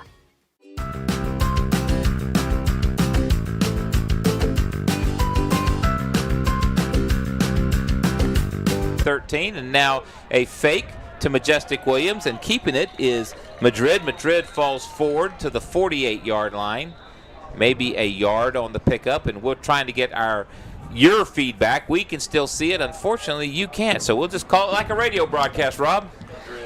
It looks like Wall has just called their first time out of the half. Yep. So if you are Coach Craig Slaughter, you have a 34-0 lead. You obviously are in control of this one. At what point do you start pulling the guys and putting the backups in? For example, Gunnar King in for Landon York. I wait till the beginning of the second half at this point, because what I see here is an opportunity for them to, really get their 2-minute offense going. As a coach, you script this out and you practice it every week, but you don't often get this opportunity. Run it. Run your 2-minute offense. Let's see some urgency out of the offense. See if you can create that intensity and take the ball down and score one more time. Yeah. So I'm really curious. I mean, if it's me, and it's not, but if it's me, I would give them 1, maybe 2 drives as well in the second half before pending any touchdowns by Monahans or whatnot. I'd give them 1, maybe 2 drives in that third quarter, and then I would pull them. If it was me. One of my personal favorite college coaches talks about winning the middle 8. Yes. The last 4 minutes of the second, the first 4 minutes of the third. If you're Wall, yes, this game is well in hand, but it is not about this game right now. It's about your guys learning something and being able to, go to school as they're playing, right, and get more comfortable, so that when you get into district in October, you've already done it. They've been there, done that. They know that they can score when they get the ball back, right, with a minute left. Yeah, it's interesting you say that. Talking about district play, these blowouts early on, they can be maybe not the greatest thing because you're not really challenged to district play, but the good side of it is you get a lot of guys game reps. Absolutely. And that kind of preps you down because it's a long season. People get dinged up, guys get hurt, and it gives these backups game speed experience. Well, once you get into the heart of district, one of those guys is going to make a difference. Yep, absolutely. Yep, absolutely. So now back to live action here, and we know it's still stuck on the Postal Analytics Instant Replay. We'll just kind of give you play-by-play as we see it. 1:52 left here in the first half. 3rd down and 8 for the Lobos as they will scrimmage from their own 46-yard line. It says 3 timeouts left, but was that an injury timeout? I'm trying to see. It might have been. Yeah, initially. So it looks like number 67, Elim Miranda, was injured on the play, and so he goes and he will sit down, and we lost feed. And here we go, back up again. It has been a night here in the Concho Sports Studio. Now we've got a timeout. We're going to take a break. Monahans takes timeout. You're watching Wallhawk Football on Concho Sports Network, brought to you by First Community Federal Credit Union. In Texas, driving trucks is woven into the fabric of our culture. At Mitchell Toyota, we know it as truck country, plain and simple. Built right here in Texas, Tundra is the truck for you. Get this new 2025 Tundra with 1.75% APR for 72 months or save $7,000. This Tacoma is only $39,485 or 3.99% APR for 60 months. Toyota, where we put the deal back in dealership.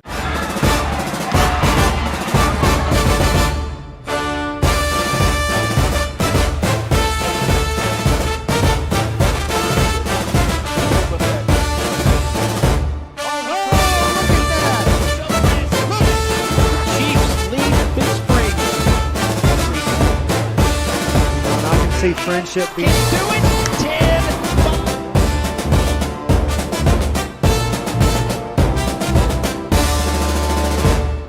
At Schertz Landscape, we care about the quality of trees that you put in your landscape. Therefore, we grow our trees here locally in the Concho Valley. As a certified arborist, I not only care about the quality of your tree being planted, but I am also qualified as a tree risk assessor. And 3rd and 8 as we come back to Wallhawks Football on Concho Sports Network, brought to you by First Community Federal Credit Union. The snap, retreat, throw into a screen to the far side, and you cannot drop that football. Number 24, Sebastian Valenzuela dropped the pass, and that's going to bring up 4th down and 8 for the Monahans Loboes. And that's disappointing. By far Monahan's best drive of the night. Yep. They had the screen perfectly set up. Perfect, yeah. Yeah, no, you're right. You and I both saw that wall of blockers, pun intended, that wall of blockers out there, and Valenzuela dropped the football. Yep. So 4th down and 8 now, and Monahans lining up to punt from their Hawk 46, and the punt kick is inside the 10, and it's going to hit and roll into the end zone, and it'll be a touchback with 1:37 left here in the first half. Wall leading 34-0. So Rob, your thoughts so far? It took Wall a little bit of time to get going, but the second quarter has really been impressive. The first quarter, the scores were off a defensive turnover and one big play, but in the second quarter, they've really begun to exert their dominance in the running game and the passing game. Yep. And now see if they can get one more in the end zone here with a 2-minute offense. Oasis Crop Insurance first down. York now will roll to the far side, tosses it downfield, and that is going to be caught at the 29-yard line, and that is number 1, Reed Robertson. Just a little simple in route, complete. And so I believe was that Reed or was that? Trying to see if that was Reed or Evan Bailey out there. I thought it was Reed, but maybe it was 11, not 1. Yep, Reed Robertson. That was Reed Robertson. Just got confirmation from our camera guy. And so now 2nd down and 10 from the 32-yard line of Wall. 49 seconds left. And York gets the snap, drops back, looks, pumps across the middle, wide open. Is that Evan Bailey down there? Trying to see who that is. Nope. Kellen Oliver. Nope, Kellen Oliver. My apologies. And there it is. Caught. Oasis Crop Insurance first down at the Monahans 45, and now that's going to bring us to a quick timeout. We're going to take a quick break, pay some bills. You're watching Wall Hog Football on Concho Sports Network, brought to you by First Community Federal Credit Union. Tree risk assessor. I can evaluate the health of an older tree or the risk that it may have to you and your property. Come see us at Schertz Landscape, where we care about the quality of your trees. And welcome back to Wall Hog Football on Concho Sports Network, brought to you by First Community Federal Credit Union. Hawks leading the Lobos 34-0 from Monahans, Texas. I'm Russ Howard. He's Rob Ray, and we are struggling to get through this broadcast as it seems like everything is trying to work against us, but by God, we are going to overcome, and we are going to make this work, Rob. Well, and you know, speaking of making things work, the offensive line for Wall protected Landon beautifully on that last play. Yes, they did. Able to give him plenty of space to be able to step up. Yep, they did. 1st and 10 on the 45 of Monahans. York now drops back, looking downfield across the middle, and that is going to be caught yet again by Evan Bailey, and Bailey is going to have are they going to mark it? Yep, Oasis Crop Insurance first down, 1st and 10 from the 35-yard line. It looks like another timeout called by Wall with 28 seconds left. So Coach Slaughter looking to put yet another touchdown on the board, or possibly a field goal, Rob. Well, and you saw right there Landon coming up to Evan as they were walking over to the Wall sideline. I have a feeling he's probably telling him, dude, get down. Like, at this point, it's all about conserving time. Yes. And again, your coaching points, it's a 34-0 game. You are not worrying about this game. You're worrying about the fundamentals of it. This is the second time they've completed a pass, and the receiver has tried, and there's nothing wrong with it the rest of the game, trying to get an extra yard, trying to do that extra little bit. But when you have 30 seconds left, get down, save the time as much as you can. Yep, exactly. So back to live action here as Wall will scrimmage from the Monahans 35. 28 seconds left. Oasis Crop Insurance first down and 10 for Wall. York with a back to his left. Bunch formation for the first time tonight. Man in motion.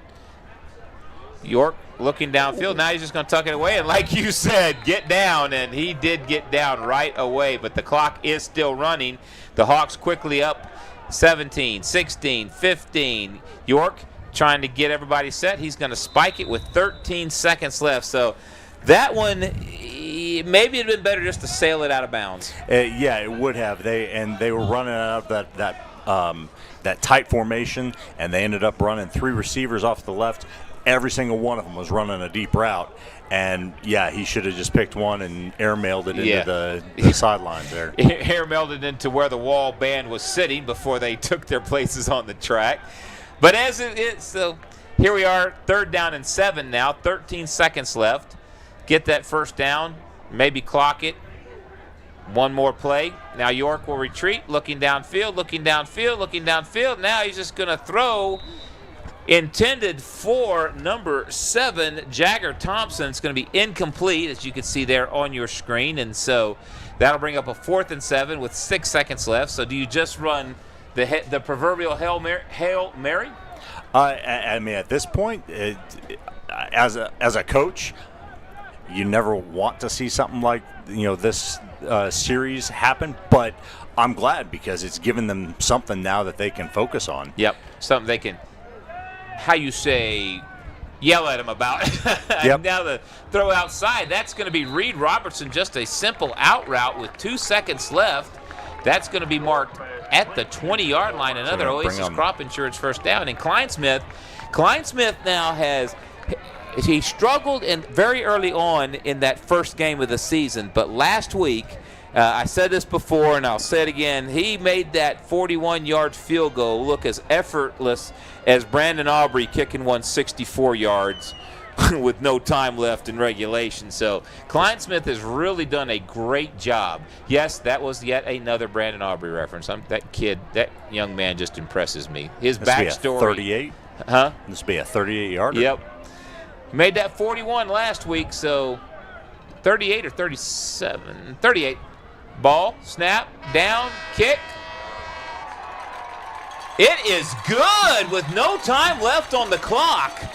Tyler Kleinsmith drills another one from 38 yards, and that's going to put the Hawks up 37-0 as we go to halftime. We're going to take a break. We're going to try to reboot everything and get you some good footage of the halftime show. Please bear with us. You're watching Wall Hawk Football on Concho Sports Network, brought to you by First Community Federal Credit Union. Damon Bell Photography and Drone Services for all your photo and video needs. Call 325-245-9663. Oh, and we also do sports. Call today. Check out why First Community Federal Credit Union is the #1 local auto lender in the Concho Valley. With great low rates on new, used, and refinance autos, we can save you money. First Community has great payment options and low prices for GAP, extended warranty, and credit life insurance, so we can make your payment fit your budget. So be smart, bank smart, and contact First Community for your auto financing needs. Welcome back to the Pixelcast Media Halftime Show. Want to take a real quick moment and let you know that we are going to be off the air for a few moments. We're trying to reset everything, but we want to let you know if your feed goes dead, please don't go anywhere. We will be back on the air to try and get as much of the halftime show and the second half as we are able to. So please stay tuned. We may go dead for a few moments while we try to get everything reset, but we want to let you know you're watching Wall Hawk Football on Concho Sports Network, brought to you by First Community Federal Credit Union. We'll see.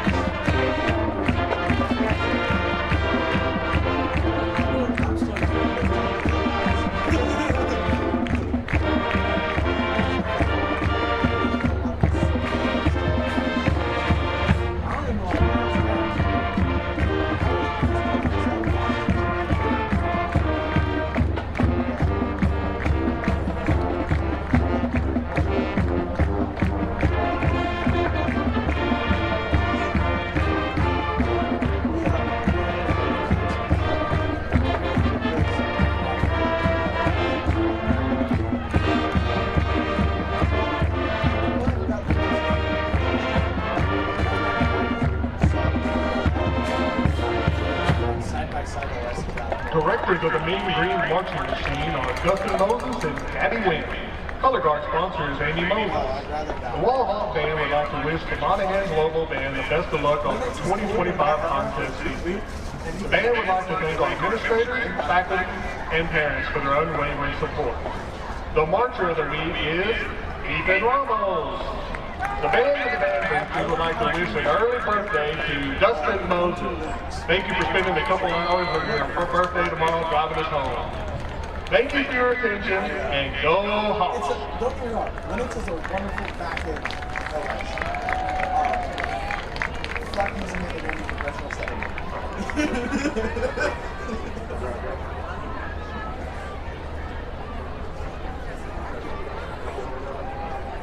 Maybe we can start using Temple OS. You should look up what Temple OS is. It's crazy. It was the psychotic. It was the psychotic ramblings of a crazy man. I figured out how it goes on OS.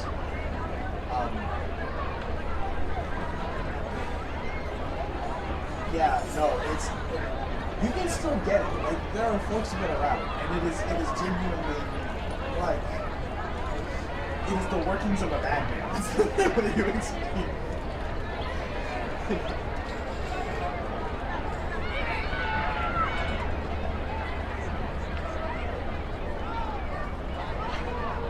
My dad got really tired of my shit with the computers. I've also learned a physical rule for a hard drive.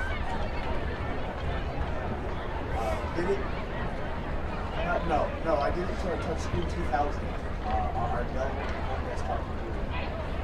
2014. Yeah, that sounds right. At that point, it had been free 3 separate times because I've done all this sorts of shit to it. Dad had to rebuild the infrastructure on it twice.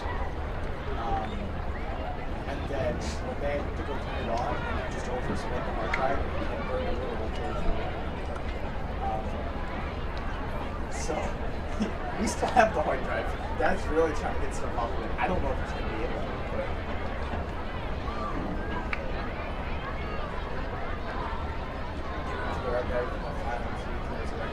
There's just like a lot of like stuff from just trips to the Middle East and stuff that are on there, so... But, yeah, I've never jailbroken. Well, I guess technically I jailbroken. Ladies and gentlemen, Monahans High School proudly presents the Big Green Band from Loboland. Tonight's halftime production is titled The Latin Connection, a high-energy celebration of Latin jazz, rhythm, and tradition. We open with Roland Barrett's electrifying El Gato setting the stage with driving rhythms and sizzling brass lines. Next, the band transitions to the Latin jazz classic, The Tiger of San Pedro, featuring trumpet soloist Alex Gonzalez and Jonathan Lugo. Following The Tiger of San Pedro, we feature the MHS drumline and kit to the energetic sound of Atomic Toms. Tonight's performance will finish with the thundering sounds of El Bandito by Michael Story.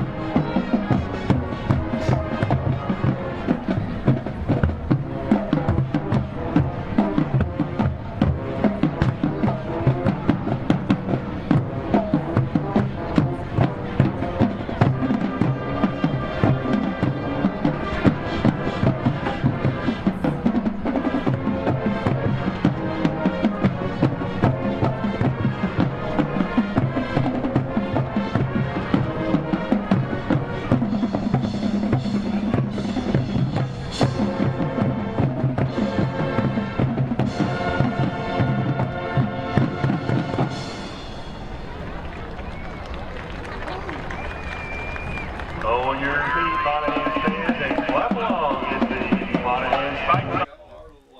Welcome back to the Pixelcast Media Halftime Show.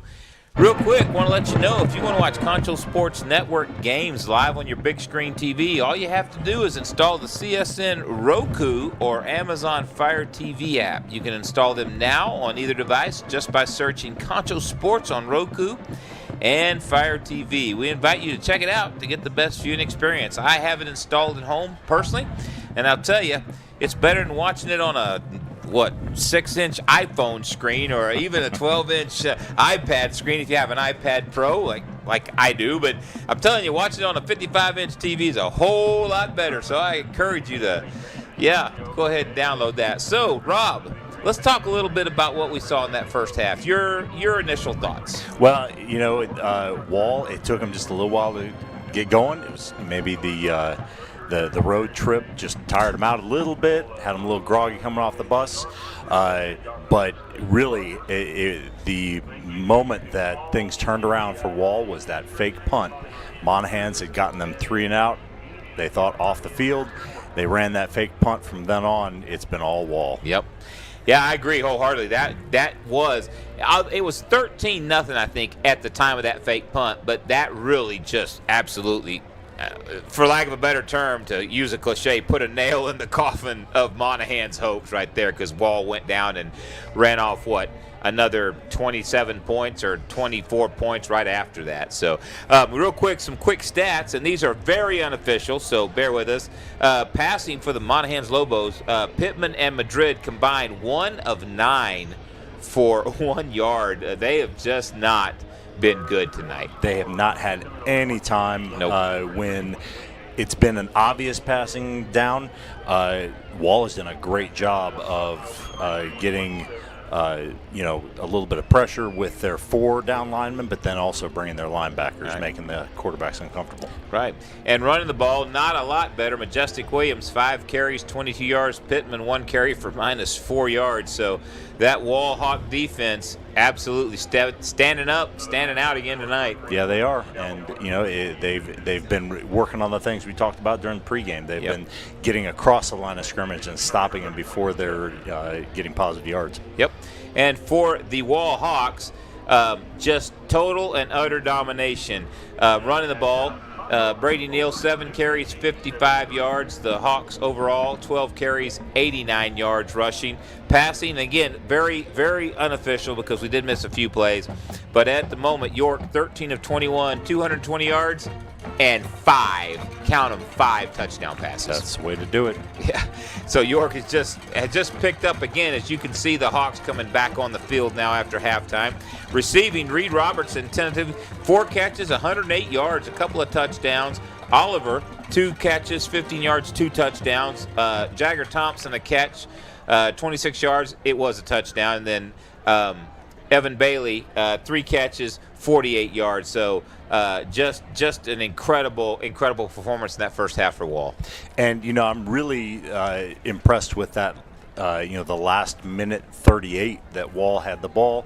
That was the only really adversity that they've faced. It was either a couple of drop passes, receivers that didn't get down right away. It looked like they were maybe not going to get any points, but they were able to pull it together, got a nice out route to the sideline, and then kicked a 38-yard field goal as time expired. Yeah. So again, I got to throw that out there. Old Tyler Kleinsmith, another long field goal, 38 yards, like you mentioned, 2 of 2 on the year now. Again, great first half performance. Enough there though for that Wall coaching staff to say, look, guys.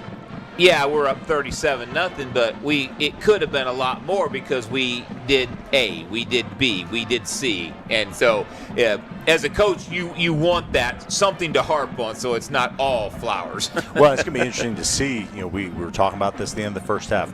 What are they going to do with Landon York? Are they going to have the first team out there to start the third quarter? Talk about winning the last 4 minutes of the first half. Yep. Wall definitely did that. Now what are they going to do with the first 4 minutes of the second half? Yep. You go in, you're kind of relaxed, you're seeing that score. score, can you come back out and get that intensity right back? Because not every game is going to be like this. Once you get in the district, it's going to be a lot tighter when you get to halftime. Yep. And so, quick side note here to our camera guy out in Monahans, Zach, doing the obligatory concession stand shot. I think that's kind of become a thing now after 2 weeks ago when I was remarking about being hungry, and he so kindly zoomed in on the popcorn machine. So here we are. But a good-looking crowd there in Monahans tonight. But, yeah, Rob, you mentioned it. It's just – it seems it's almost too easy. So as a coaching staff, you want to have something to complain about so you can fix that. Yeah, and there are a couple things there. Now, it's nitpicky, but those are the things that are going to really matter once you get into district play. Yes, and hopefully into the playoffs. So the Shirts Landscape kickoff forthcoming for Monahans. Looks like number 22 is going to kick it off for the Lobos, Jose Mesa. And he pops it up in the air. It's going to come down there to, is that Brady Neal? Trying to see who that. Nope, that was number 8 on the return, Braylon Nelson. My apologies to the Nelson family for misidentifying. And so that's going to put the ball in play for Wall at their own 39-yard line with an Oasis Crop Insurance first down. So I'm curious, who is that? Is it still, that's still Landon York and Brady Neal in the backfield there. And still seeing Reed Robertson down here on the near sideline. Starters along that offense. Actually, I'm sorry, that is Kellen Oliver. And now a little toss outside, and that's going to be no gain. That little toss play. Back, I believe that was Kellen Oliver out there on that catch. No gain, so second down and 10 from the 39. Just underway here in the second half. Wall leading 37-0. Might be the first negative play that Wall's had all night. I think you're right. Yard loss. So second and 11, actually. York, the snap, quickly out to Kellen Oliver. And Oliver is going to be out past the 45 to the 46-yard line. And that's going to bring up third down and 3. As the Hawks approach midfield, will scrimmage right at the top of the M Monahans logo. 10:33 as the clock continues to run here. And a man in motion. York, just a simple give to the near side, a little jet sweep as it were, and Monahans Loboes defense really stood up and forced a 3-and-out here to start the second half, as the Hawks will now have to punt it away. Desco Garcia, nice job of just kind of strafing off the block that Wall put on him and being able to make his way behind the line and get a stop there. Yep. So, nice. Like you mentioned, and welcome back inside the Concho Sports Network studio here from San Angelo as we call the game going on in Monahans tonight. Wall going for it here. 4th and 3, you called it. The Hawks going for it on 4th down from the 46, and just a simple give now. Sweeping to the 50, inside the 50, that's number 24, Caden McFarden, the backup running flag back. On the play. And glad you caught that. A Levis Roofing and Solar penalty flag. And it's going to be on Wall. Legal block below the waist on Wall there. Good catch. So that's going to, after a nice pickup on a 4th and 3, the Wall Hawks will, unless I'm completely lost my mind, they're going to put Levi King out there to punt it now. Yep, I can already see number 16 is getting in punt formation. That's a big personal foul, big 15-yard penalty, marked back to the 31-yard line. So one of the few negative things that have gone against the Hawks tonight, Rob. Yeah, and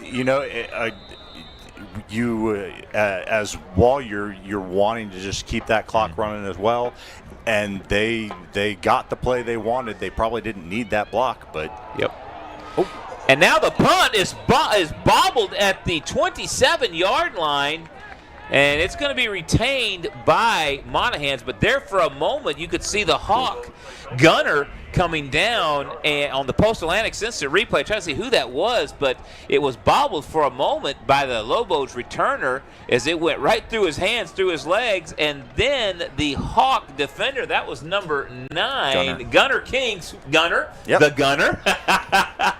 and the Lobos will get it at their own 27-yard line after an almost disastrous play. And it's still Alex Madrid in there at quarterback, as he's just going to give it on a little counter play to Majestic Williams, and that's not going anywhere. But I mean, that's the first real positivity that Monahans has had really all night. You held them on 4th down, made them have a penalty. Yep. Yeah. That's one win on you. Now see if you can get a little drive going here. Yep. Monahans able to force that 3 and out essentially, and so now Madrid, he's going to toss it to number 12, and that's going to be behind him, and coming in quickly in defense was Gavin Sisson, the safety, and able to swat that away, and that's going to bring up 3rd down and 12, I believe. As a quarterback, he hasn't had a lot of time to throw. He hasn't. He put the ball right where it needed to be, and Lucas Chavez needs to just squeeze that ball, help his quarterback out a little bit. Now apparently we have an Olivas Roofing and Solar penalty flag, and that's going to be a big one marked off against Wall. I don't know what it was. I didn't catch it, but it's going to be 1st and 10. Oasis Crop Insurance 1st down and be marked at the Lobos 41-yard line. So Wall gives up a 1st down via the penalty flag. If I had to guess, it may have been a late hit. Just guessing the fact that there were 3 guys bearing down on Alex Madrid. Could have been. Most likely. And now at the 41-yard line, Madrid takes the snap. He gives it to number 24 on the handoff. That's Sebastian Valenzuela. And he picks up maybe 2. And now there's an Olivas Roofing and Solar. 2 Olivas Roofing and Solar penalty flags come flying in after the play. That's got to be some extracurricular activity going on down there. Question is, was it Wall or was it Monahans? And we're beginning to see as the officiating crew gets together and says, well, what you got, Bobby? Well, I don't know, Freddie. If you're Wall, coach on that sideline, you are just imploring your guys to keep their heads about them. Yep. Make sure that, hey, don't let them pull you down. You have to stay, because again, we're not playing for this week now. Yes. We're playing for later on. If your district opponents can see they can get under your skin and contribute to this. Yes. And now they're writing numbers down, so that was a personal foul. They're writing numbers down to see, because once you get 2, see ya, you're out. So they're writing them down now, and it looks like 48's over there having a discussion with him. Dylan Sellers, it doesn't seem like he's very happy about it. You can see number 62 in there, Alex Samaniego, the defensive lineman, over there as well. So trying to see now who is gonna be called for it. I would guess that Dylan Sellers probably had something to do with it based on the way he reacted in his conversation with the officiating crew, but maybe not. Maybe he's sticking up for his teammates. We're still waiting to see now as the White Hat's talking. Maybe recipe trading. Now the flag. And okay, here we go. And there was still, I'm still waiting for him to go ahead and indicate what it was, Rob. Yep. Looks like Monahans is walking backwards here. Okay, so the Olivas Roofing and Solar penalty flag appears to be against the Lobos, but we don't know yet. And now Coach Craig Slaughter standing at about the 32-yard line getting an explanation. You can see Rob Launderholm down there as well, the offensive coordinator. And now, as the referee puts his hand up, says, hold on there. Dead ball foul, unsportsmanlike on Monahans. And it's going to be a second down, so that is a down counts type of foul. So second down and 22 now. Ball marked back to the 27, Rob. I guess that says it right there. And, Monahan's coaching staff, you finally have had a couple things go your way. You just got to wonder why are we What are we doing? Right? And now the handoff is to number 24, Valenzuela, Sebastian Valenzuela. Now he picks up nothing as he's thrown for a loss. Actually thrown down at the line of scrimmage. And that'll be third down and 22 now as the clock ticks with 7:53 left here in the third quarter. 37-0, the Hawks lead. You can see the clock there on the screen. They didn't reset the timeouts after halftime. It's 3-3 still. It still show 2 timeouts for the Lobos and 1 for the Hawks. I'm pretty sure it's 3-3. So anyway,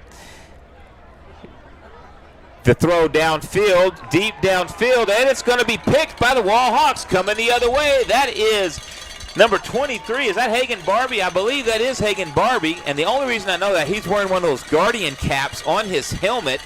And he is the only one on the Wall Hawks that wears that. But he picks that off, returns it inside Lobos territory. A Postal Annex instant replay. You could see Madrid rolling to the far side, winds up, throws downfield, way overthrows his receiver. 4 Hawk defenders, 2 Lobo receivers.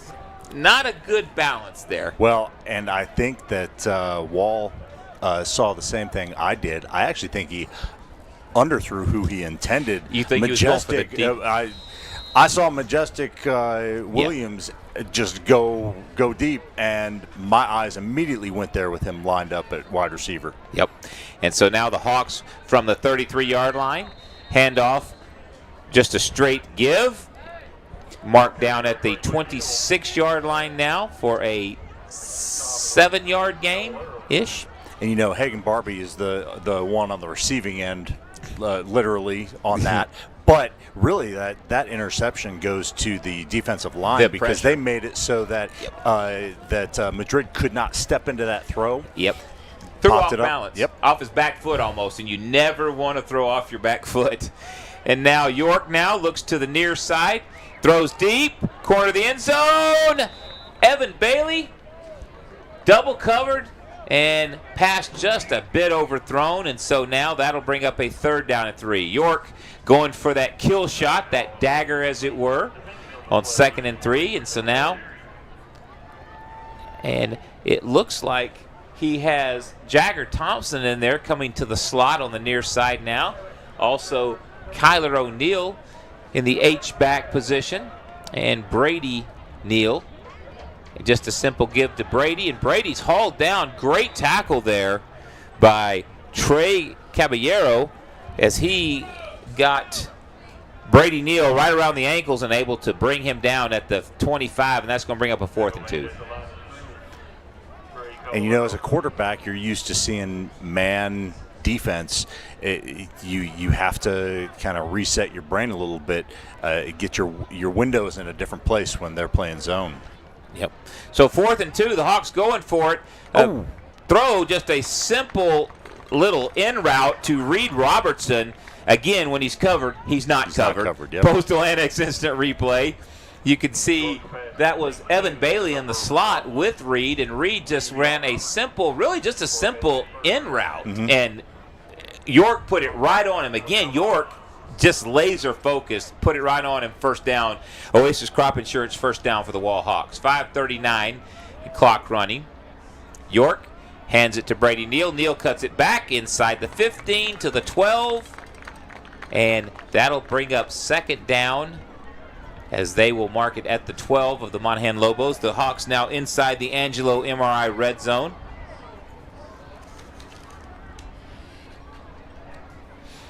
.5:15, the clock continues to run. 2nd and 4 now as they ball looks like it's on the 12. The scoreboard says the 13, but I promise you that's the 12-yard line.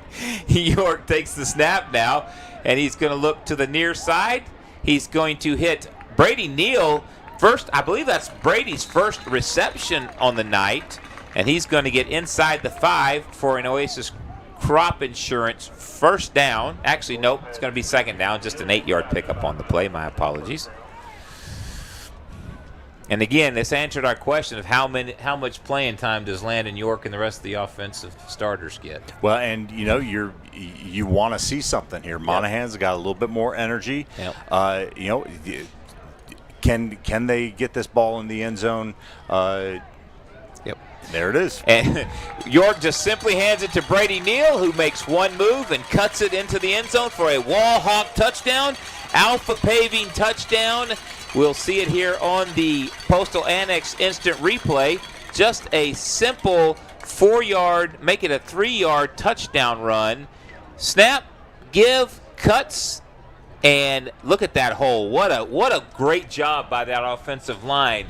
Gage Jacoby, Ryan Scandalari, Reed Ballard, Bane Jensky, and Will Aldridge just opening up holes down there on that O-line. And the kick is up for the extra point, and it is good. And the Hawks now jump out to a 44-0 lead.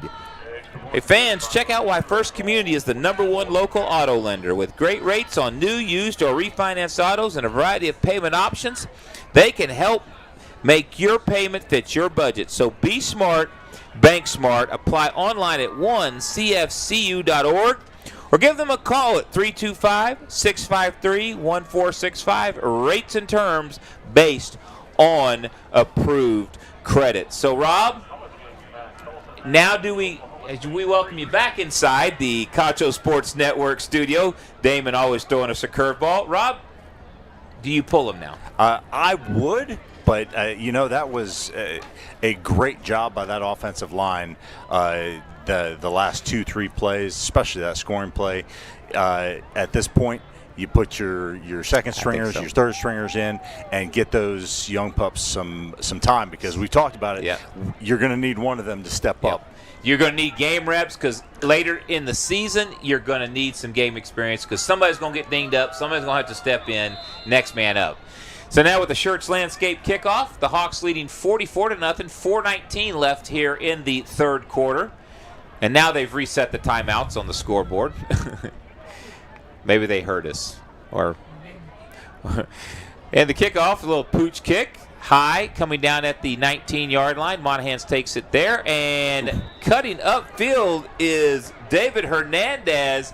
And he just slipped down. That proverbial turf monster reached up and grabbed him at the 28-yard line.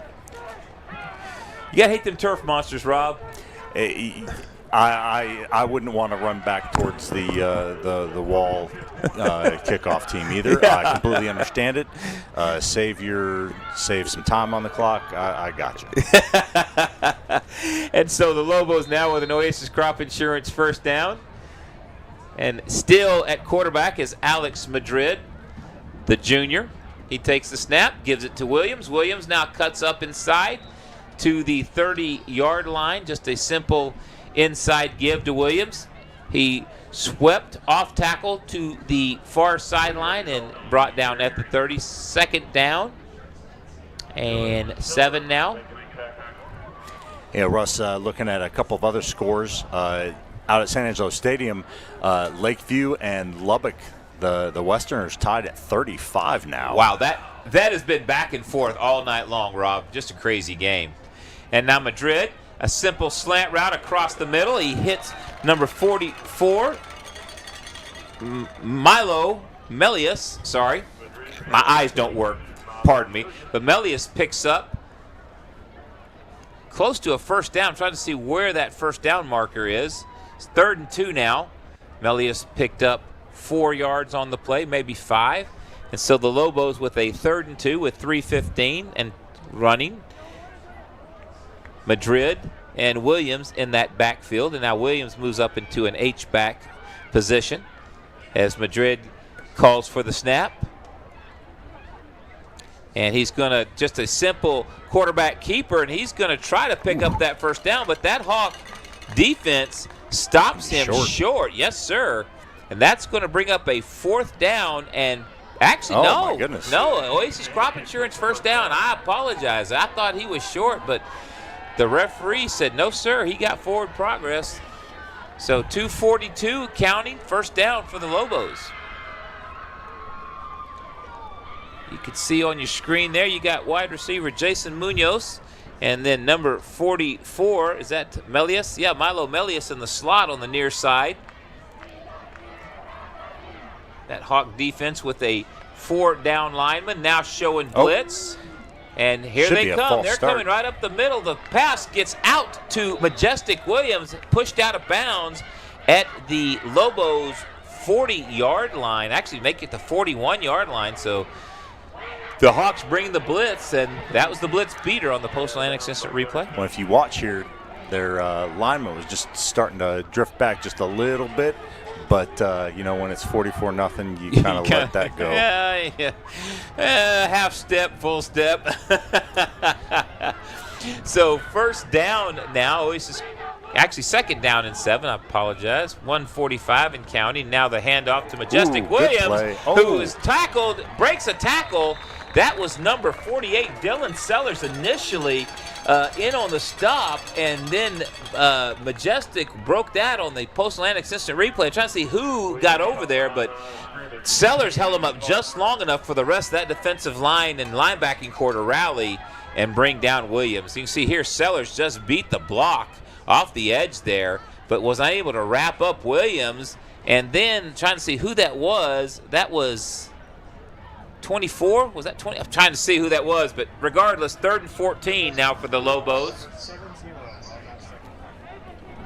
That was Cone Braden, number 70 on the tackle.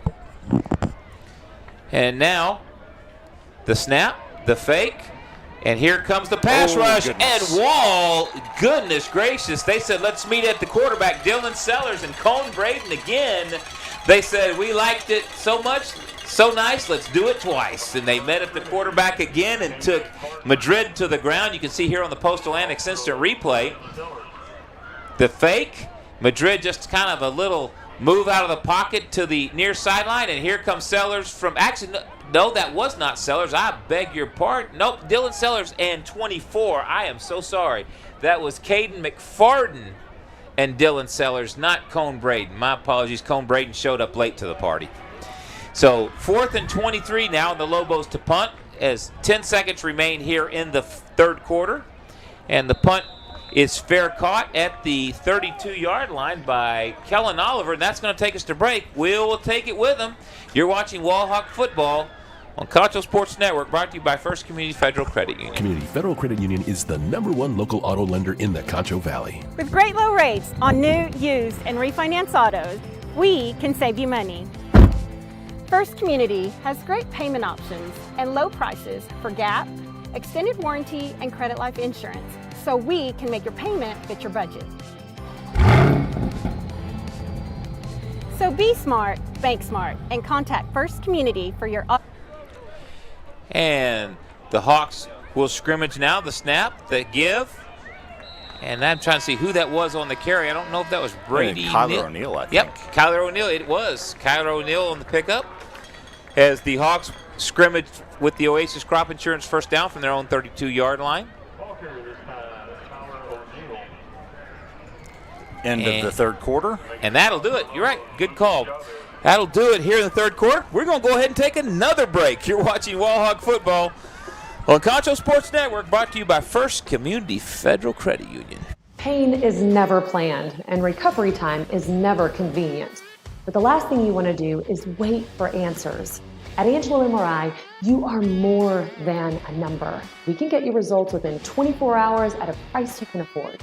So when you need to get back into the game fast, tell your doctor you want to go to Angelo MRI. We hope you don't need us this season. But in case you do, remember, it's your health, your choice, your MRI.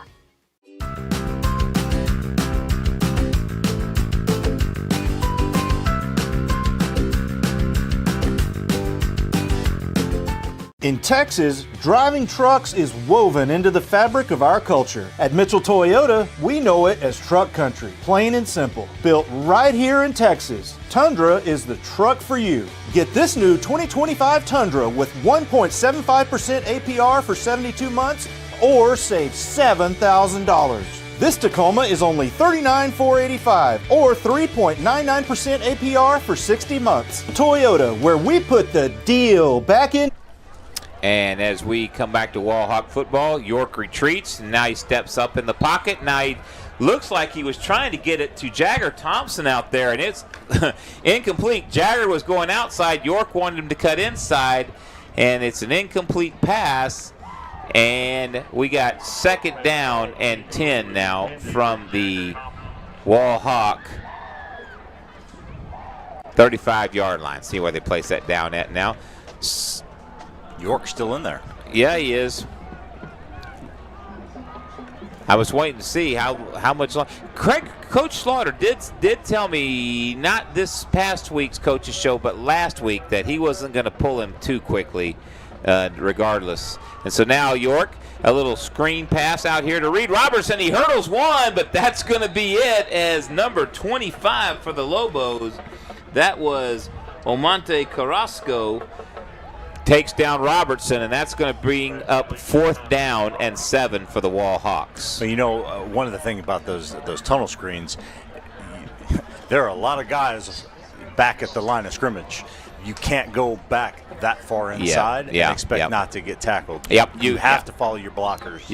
On the outside. It's all about timing and spacing. You'll hear Slaughter talk about this. Coach Slaughter talk about this all the time. It's all about the proper spacing. The spread offense does not work without proper spacing, and that didn't exactly occur on that play right there. So 4th down and 3 for Wall. 11:02, 11:01, 11, and now under 11 minutes. Man. And so now delay of game. Yeah, good call. You caught that one right away. Olivas roofing and solar penalty flag for delay of game on Wall. And that'll be 5 yards, marked back to the 34-yard line. At this point in time, though, you still don't want penalties, though. And that was one thing last week, 6 penalties on the Hawks. That is very un-Wall-like, and Coach Slaughter did not like that at all. So the punt now. It's going to come down at the 35-yard line, and now coming out of it are the Lobos. That's number 32 on the return, Jacob Carrasco, and he gets outside the 30-yard line. Let's see where they mark it at. 31, 32-yard line, trying to see where they put the ball down at. And it looks like there is no Levis Roofing and Solar penalty flag. I wonder if we get those printed on the flags. An additional sponsor. Looks like an illegal block in the back on Monahans. And that'll put them 10 yards further back. Again, we talked about this in the pregame, and I hate to keep referencing that, but we talked about you can't shoot yourself in the foot. Post-Atlantic instant replay. But, yeah, trying to see where it right there, I think right there on number 8. I don't know. Right there. There it was, 15. Yeah, you called it. You caught it right about. We all saw it right about the same time. That was Aiden Shoemaker with the block in the back. And now the give as the Lobos scrimmage from the 24 in the give, and the Lobos pick up a couple out to the 26-yard line. So 2nd and 8 now. I was taking a look at who Wall plays next week. The Sweetwater Mustangs right now in the 3rd quarter, they are losing to Lubbock Estacado 26-15. So don't know if that's good. Now a simple handoff to Majestic Williams, and Majestic Williams gets outside the 30 to the 34-yard line. Believe that's going to bring up 3rd and maybe a yard. Actually, nope, that's an Oasis Crop Insurance 1st down. They did give him the 1st down, enough for the 1st down, as the Lobos will scrimmage from the 34-yard line, their own 34-yard line. Madrid and Williams in the backfield for Monahans now. 9:47 as the clock continues to roll. And now just a simple give, and Majestic Williams tried to lean forward. I think he may have picked up a yard, but there was 4 Wall Hawk defenders standing there waiting for him.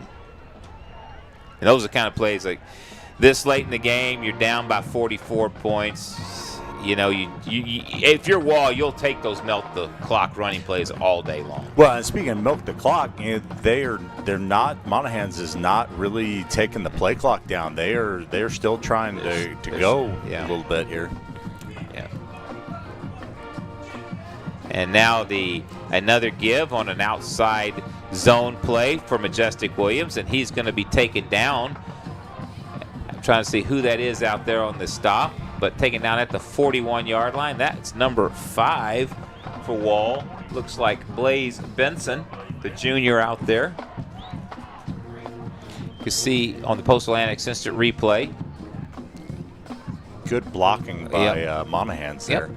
And now a deep pass by Monahans, deep downfield, and it is going to be complete to number 10, Jason Munoz. Comes down with that inside the Angelo MRI red zone for Monahans. So the Hawks trying to have it pitch a second shutout for 2 weeks in a row. Now that is in jeopardy as Madrid completes a deep pass. Now he's going to run it on a quarterback keeper inside the 10 to the 6-yard line after that Oasis Crop Insurance first down, and that's going to bring up second down and right at about 1.5, maybe 2 yards from the 6-yard line of Wall. And now play stops, whistle sounds, trying to see what's going on. Did somebody call a timeout? Nope. Now they're resetting the chains. A little error on the chain placement there. So here we are. That'll be second down. Trying to see what that first down. I think second down and 2. We'll call it 2. Whether it's 2 or not, Rob, we're calling it 2. I think that's a good call. And now handoff to Majestic Williams. Touchdown, Monahans Loboes. Majestic Williams, a 6-yard, 7-yard keeper, just a simple outside zone play. And Williams takes it in, and Lobos put 6 on the board for the first points for Monahans tonight. It comes with 8 minutes left in the game. And it's really the first time that we've seen Wall allowing the blockers to come down to the second level to get on those linebackers. Right. Linebackers have been making great plays all night. Right. But you start to get those younger kids in there. They're not as strong. They're not as seasoned. Yeah, seasoned. There you go.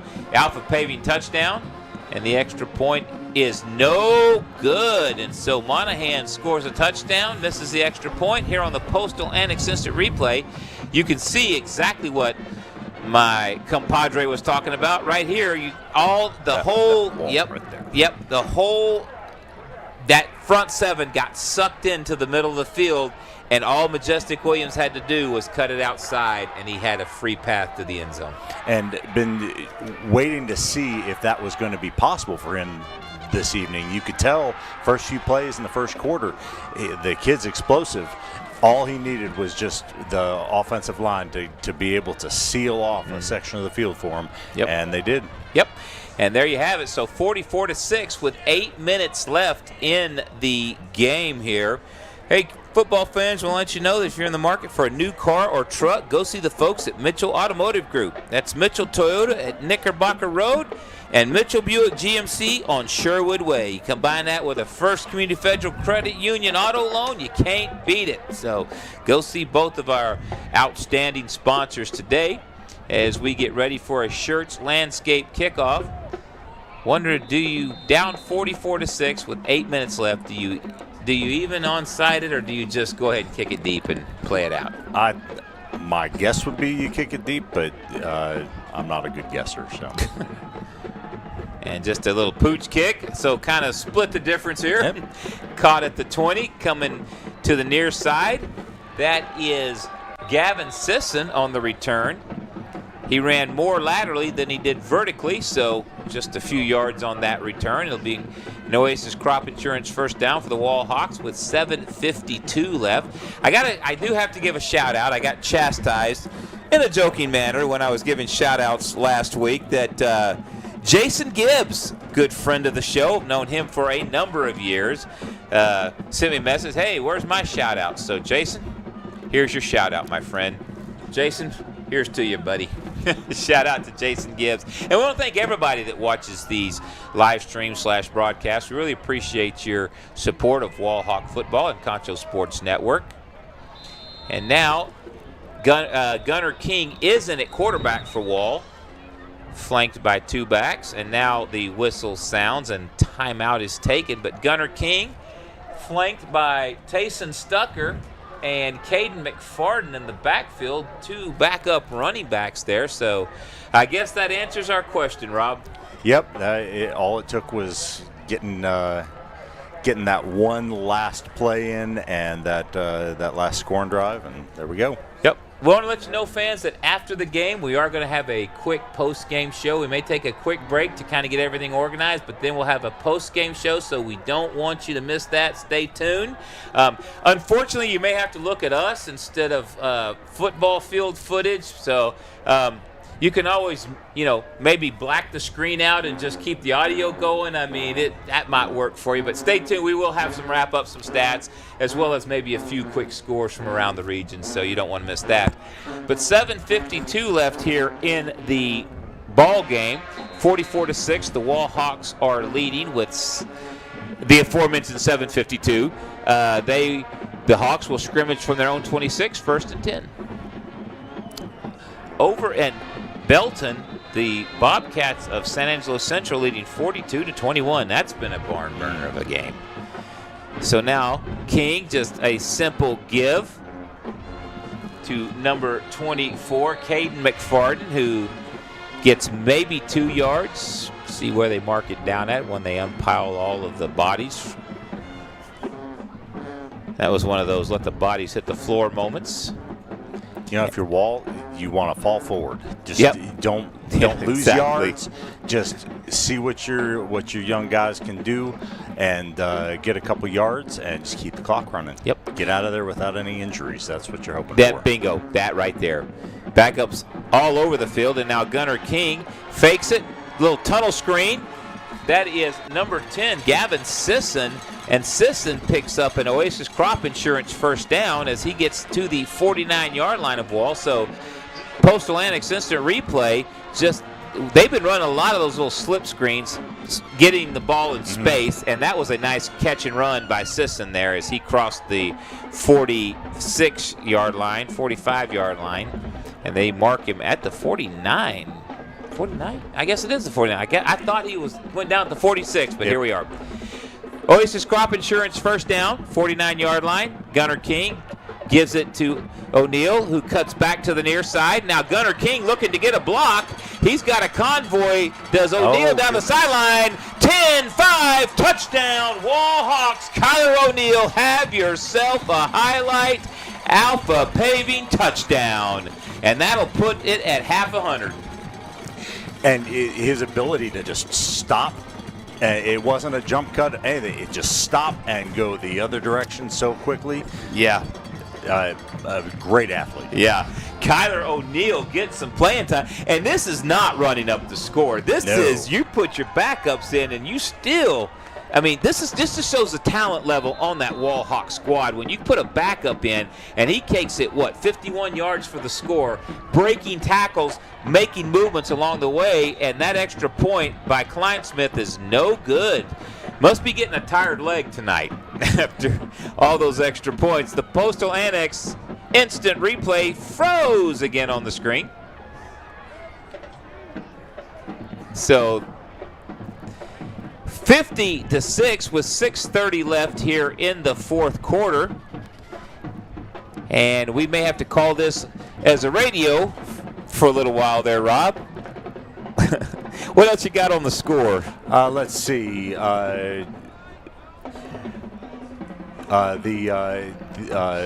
Lakeview is now losing 42-38. Oh, no. It's been a back and forth game for quite a bit now. Let's see. Looking at some of the smaller schools in the area, El Dorado and Miles in an absolute dogfight, 13-12. El Dorado is leading Miles into the fourth quarter. Let's see. Merkel playing TLCA for their homecoming next week is just unloading on Cross Plains, 60-6. This will be a tough one for TLC next week. A little bit, yeah, I think so. And then Clyde is taking care of Snyder, 41-7 in the third. Lakeview took care of Snyder a couple of weeks ago. So, yeah. Now the kickoff, Shirts Landscape kickoff, we'll just call it for you, comes down on the 10-yard line, and camera feed went out. 6:24 left as the Monahans Loboes will be run out of bounds on the kickoff return. See where they mark it down at the 42-yard line, and we'll try to describe this radio format for you. A couple more scores. Got Brady 36-13 on Ballinger. Okay.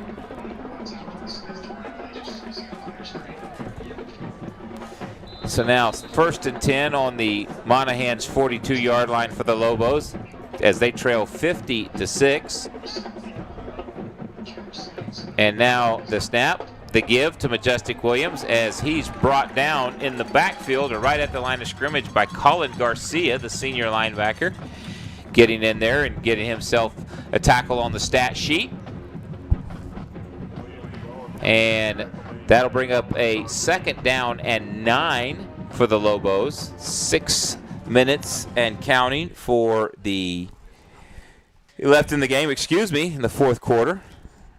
I feel like we're running out of stuff to talk about. 43-yard line for Monahans now as Madrid gets the snap and gives it just a simple sweep to Majestic Williams. Breaks free, 46-yard line. Williams just now finding a little bit of run room with those backups for Waller. Very, very similar scheme to the play that they scored on just a few minutes ago, just going to the other direction. Indeed. And so now, back to live action, and Madrid takes the snap. Once again, just gives it to Majestic Williams after the Oasis Crop Insurance first down, and Williams gets to the 40-yard line, 6-yard pickup on the play. Actually, 5-yard pickup as they place it at the 41, not the 40. It's going to be 2nd down, and scoreboard says 2nd down and 41 on the 5, but I'm pretty sure that's 2nd and 5 on the 41. And so now Madrid, the snap, the give again, and Majestic Williams cuts it up inside, cuts it back outside, breaks a tackle, gets inside the 30, another Oasis Crop Insurance first down, and the Lobos move inside the Wallhawk 30-yard line at the 27, now make it the 28. Majestic finding a little bit of room now there, Yeah, Rob. you know, Majestic has got just a little bit of that stutter step going on, and he's letting the aggressiveness of the younger Wall defense, letting them run past him, and then just cutting back. Yep. And now a give to number 24, and that Hawk defense said, we had enough of this. Yep. As that was Sebastian Valenzuela, and that was, who was that on the tackle? That was that 50 in there, 64? I'm trying to see who all was in there on that tackle. I believe that was that Grant Kimmel in there, the senior defensive end? Trying to see who that was. I think on also the tackle. Bennett Branch was in there as well, 58. Gotcha. And now 2nd and 10, 3:55 as the clock runs. And Madrid's going to go to the sideline off the hands of the wide receiver, number 10, Jason Munoz. Unable to come down with that. In the coverage was, trying to see who that was, number 5 in coverage, Blaze Benson. 3rd down and 10 now for the Lobos from the Hawk 28-yard line. Madrid's taken over. He's played most of the game. Pittman started at quarterback for the Lobos, played most of the first quarter, and then Madrid came in, and I think in that second quarter has played the whole way since then. And he's had a couple of really good connections. That one was a little high into the outside. Yep. And it looks like Wall jumped off sides as I see a Levis Roofing and Solar penalty flag on the play, but I believe that Wall, the defensive end on the near side here, jumped offside, was in the neutral zone. Yep, they are motioning offside. Wall.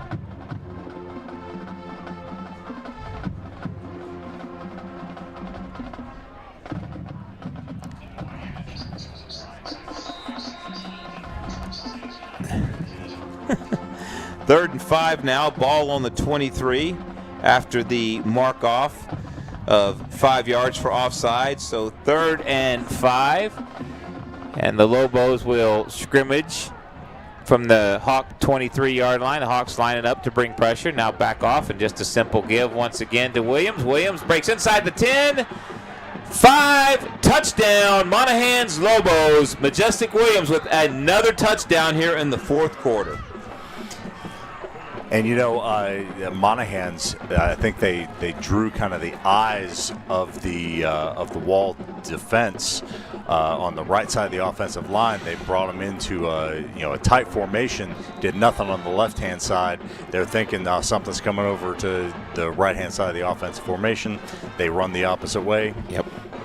That was an Alpha Paving touchdown, and the extra point is up, and it is good. So Monahans makes this a little bit more respectable. Now trails 50-13. We're going to take a quick break. You're watching Wall Hawk football on Concho Sports Network, brought to you by First Community Federal Credit Union.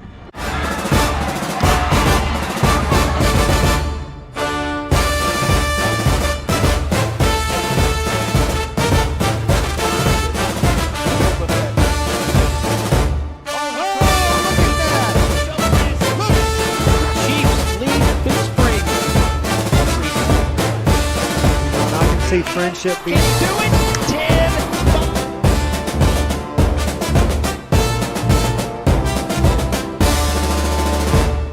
At Schertz Landscape, we care about the quality of trees that you put in your landscape. Therefore, we grow our trees here locally in the Concho Valley. As a certified arborist, I not only care about the quality of your tree being planted, but I am also qualified as a tree risk assessor. I can evaluate the health of an older tree or the risk that it may have to you and your property. Come see us at Schertz Landscape, where we care about the quality of your trees. And welcome back. Schertz Landscaping Kickoff coming up. Wall leading 50-13 over Monahans as Monahans kicks it deep. Wall fair catches it on the 30. That is Braylon Nelson fair catching that, and so the Hawks will have it. 3:16 left, Rob. What, run 3 plays, punt it back? Run it up the middle 3 times, punt the ball back, and get on the bus. Yeah, I'm with you. I'm just curious right now. I think that going into this, we felt that this would be the result. I don't know that we thought it would be quite like this, but I think we both felt that this was probably going to be the outcome. Yeah, and the superior athletes just took over in the second quarter. Yep. Depth that Wall possesses, that they can just continue rolling people out there. And now just a simple give play, and that is number 12, Kazan DeLong. Is that number 12? Kazan DeLong? Out there on the carry? Trying to see who that was. Yep, that's number 12. Kazan DeLong with a carry. All right. Kazan, way to go, young man. 2nd down and 10. Now from the Monahans 30-yard line, 2:50, as you can see there, and the clock is running. I'm sure Coach Slaughter as well just wants to put it in his hip pocket and go to the locker room and get dressed and get on the bus. And now the snap, and now another give straight up the middle. Just a simple dive play from the shotgun. And that is number 21 on that carry. That is Tayson Stucker. People all over the roster getting on the stat sheet this evening. Ball placed down at the 33, 2:15 as the clock runs. And 3rd down and 7. And did we have a 2-minute warning? I forgot. It's 4th quarter, 2-minute warning. We're going to take a break. The Wall Hawks leading Monahans Loboes 50-13. You're watching Wall Hawks football on Concho Sports Network, brought to you by First Community Federal Credit Union. Damon Bell Photography and Drone Services for all your photo and video needs. Call 325-245-9663. Oh, and we also do sports. Call today. Check out why First Community Federal Credit Union is the #1 local auto lender in the Concho Valley. With great low rates on new, used, and refinance autos, we can save you money. First Community has great payment options and low prices for GAP, extended warranty, and credit life insurance, so we can make your payment fit your budget. So be smart, bank smart, and contact First Community for your auto financing needs. Cotton farming in the Concho Valley, that's risky business. Specializing in crop insurance and serving local family farmers for over 15 years, Oasis Crop Insurance understands those risks firsthand. That's why year in and year out, from the first seed you plant to the last boll you harvest, Oasis Crop Insurance is your risk management partner. Oasis Crop Insurance, service from paradise. And welcome back to Wall Hawks football, brought to you by First Community Federal Credit Union. Gunner King now rolls out, throws to the near side, incomplete, and that will stop the clock. And also bring up fourth down. It's the last thing you want to do if you're Wall. You want to just keep that clock running every play at this point. I will say on the flip side though, you're trying to get Gunner King, the junior, some reps. You're trying to get some reps, so I understand it. I mean, as a broadcaster, I just kind of want to put it in the hip pocket and go home. But I get the Wall Hawk coaching staff wants to get him some game reps. I get that. Well, my concern is more, hopefully Wall is practiced with the 2 deep on special teams, because that's where the injury could be very concerning. That's a good point. And so now Monahans on the punt return, gets out to the 36-yard line. A couple of quick updates over at over in Belton, Texas. San Angelo Central, the Bobcats leading the Belton Tigers 49-21. And I have to say, our Thursday night prediction crew, all 4 of them predicted, if I'm not mistaken, that Central would pull this one off, and they certainly have. Now, Lakeview, you got an updated Lakeview score? Because I got a text. Yeah, Lakeview is now leading 44-42. Rios just ran 95 yards for a Lakeview touchdown. So here we go. 10 minutes left in that game. That's going to be both of them over half 100. So, anywho, Monahans just hands it off. 3-yard pickup for the Lobos as they get to their own 40-yard line. So that's a good game there. It's going to be a late night for the Sonic crew. I guess I can't talk about restaurants that aren't advertising, but it's right down the street from my house, and I want to go get some food later. So that place that has burgers and stuff and a drive-up. Just as long as they don't run out of and car hops. As long as they don't run out of ice cream for them. There you go. See, now you got me wanting ice cream. Sorry. 2nd and 8 now from the 40. Quick handoff. Is that Majestic Williams again? I'm trying to see. Madrid still at quarterback for the Lobos. And nope, that is number, trying to see who that is. That 33. That's number 33 in it running back for Monahans. Actually, it must be 32. Jacob Carrasco is no 33 on the. So 40 seconds, clock running. 3rd down and 7, 50-13. Wall leading Monahans. And like I said, we're going to, at the conclusion of this, we're going to take a quick break, come back into the studio to give you a quick post-game show before we close it down, so stay tuned. 20 seconds left. The snap, the give, sweeping to the far sideline, and that could potentially do it as Monahans gets inside the Wall Hawk into the field. And you just saw that injury to number 5, Champ Sains. Man, I can't even talk tonight. And that's the one thing you don't want to see this late in the game, is an injury like that. 10 seconds, 9, 8, 7, and now Monahans is just going to let it run out. And that's going to do it from Monahans tonight. The Wall Hawks take this one 50-13, never seriously challenged, and the depth and talent level won out. We're going to take a quick break and come back for the Pixelcast Media postgame show. You're watching Wall Hawk Football on First Community Federal Credit Union.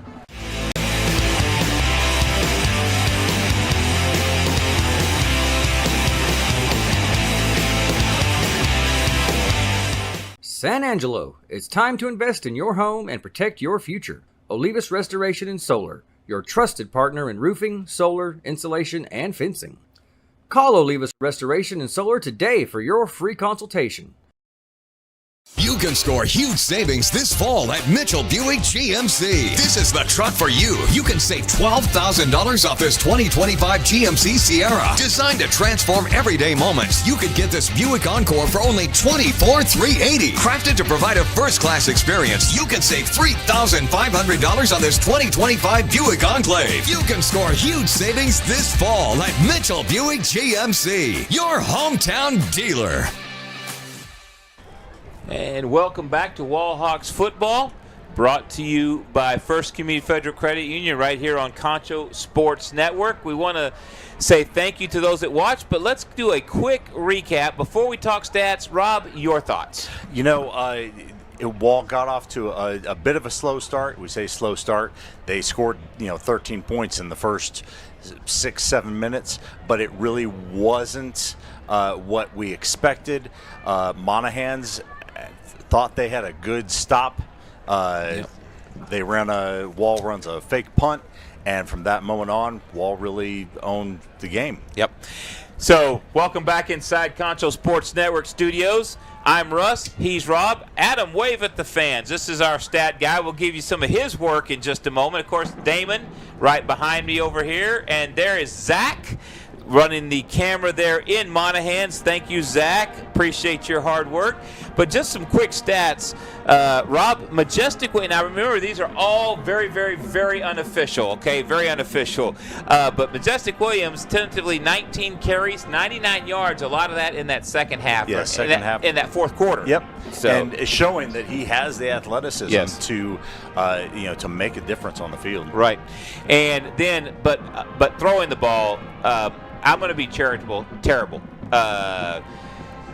2 completions in 12 attempts, 51 yards, and a couple of picks for Monahans tonight. And, you're being nice. What I'll say is when you're building a team, though, when you're rebuilding like Monahans is doing, you put 13 on the board. It doesn't matter if you put it on the board against their second teamers or third teamers. Getting a couple of those positive plays with Majestic in there, it's something they can build on. Yes. They can feel good going into their next week of preparation. You said it right. You can build on that. It's something that, that's key. So over on the Wall side of the ball, real quick, Brady Neal, 12 carries, 80 yards, a touchdown. Levi King, 2 carries, 19 yards.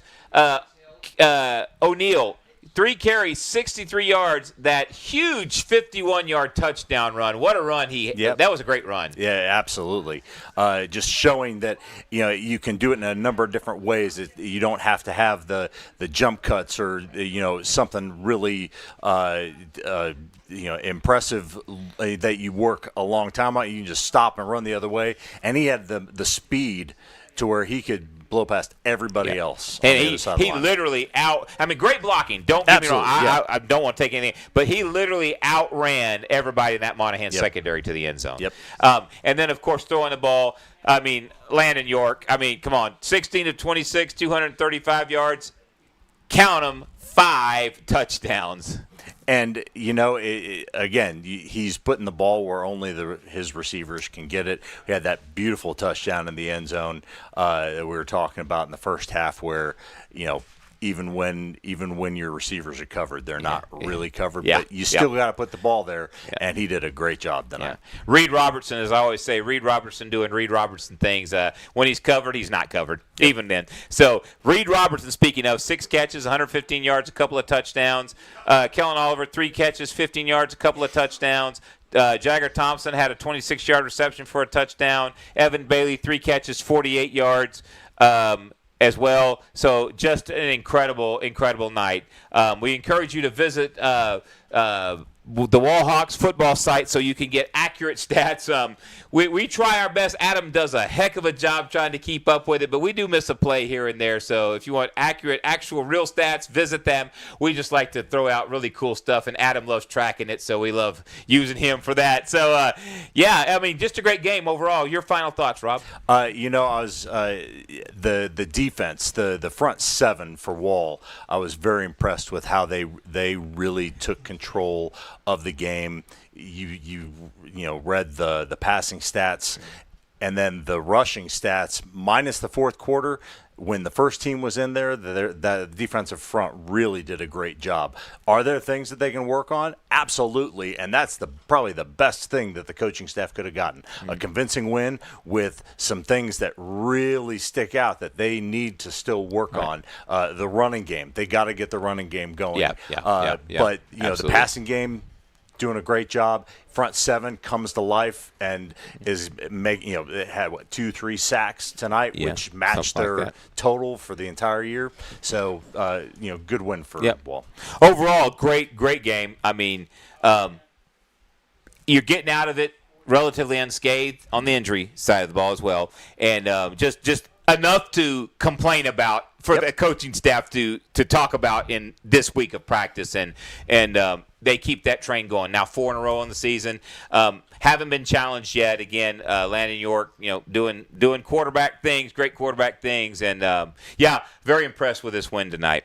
Well, folks, that's going to do it. We want to quickly thank all of our sponsors: First Community Federal Credit Union, Zentex Remodeling Group, Oasis Crop Insurance, Shirts Landscape, Olivas Roofing and Solar, Angelo MRI, Alpha Paving, and of course the Postal Annex Instant Replays. Want to thank you so much for joining us tonight. Hope you enjoyed the broadcast. Wall will be at home finally after 3 straight weeks on the road. I believe it's Sweetwater next week. They will be back home, Wall Hawk Stadium, Clayton Washington Field. We'll be there bringing you live and in color. And it won't be remote this week, so hopefully it'll work for us. But we're looking forward to seeing you, having you watch us. Please tune in. We appreciate it. Once again, thanks, Rob, for being on the air with us. I'm Russ. That's Adam, Damon, and thank you, Zach, from all the way over in Monahans for bringing us great camera angles. Take care. God bless. We'll see you next week.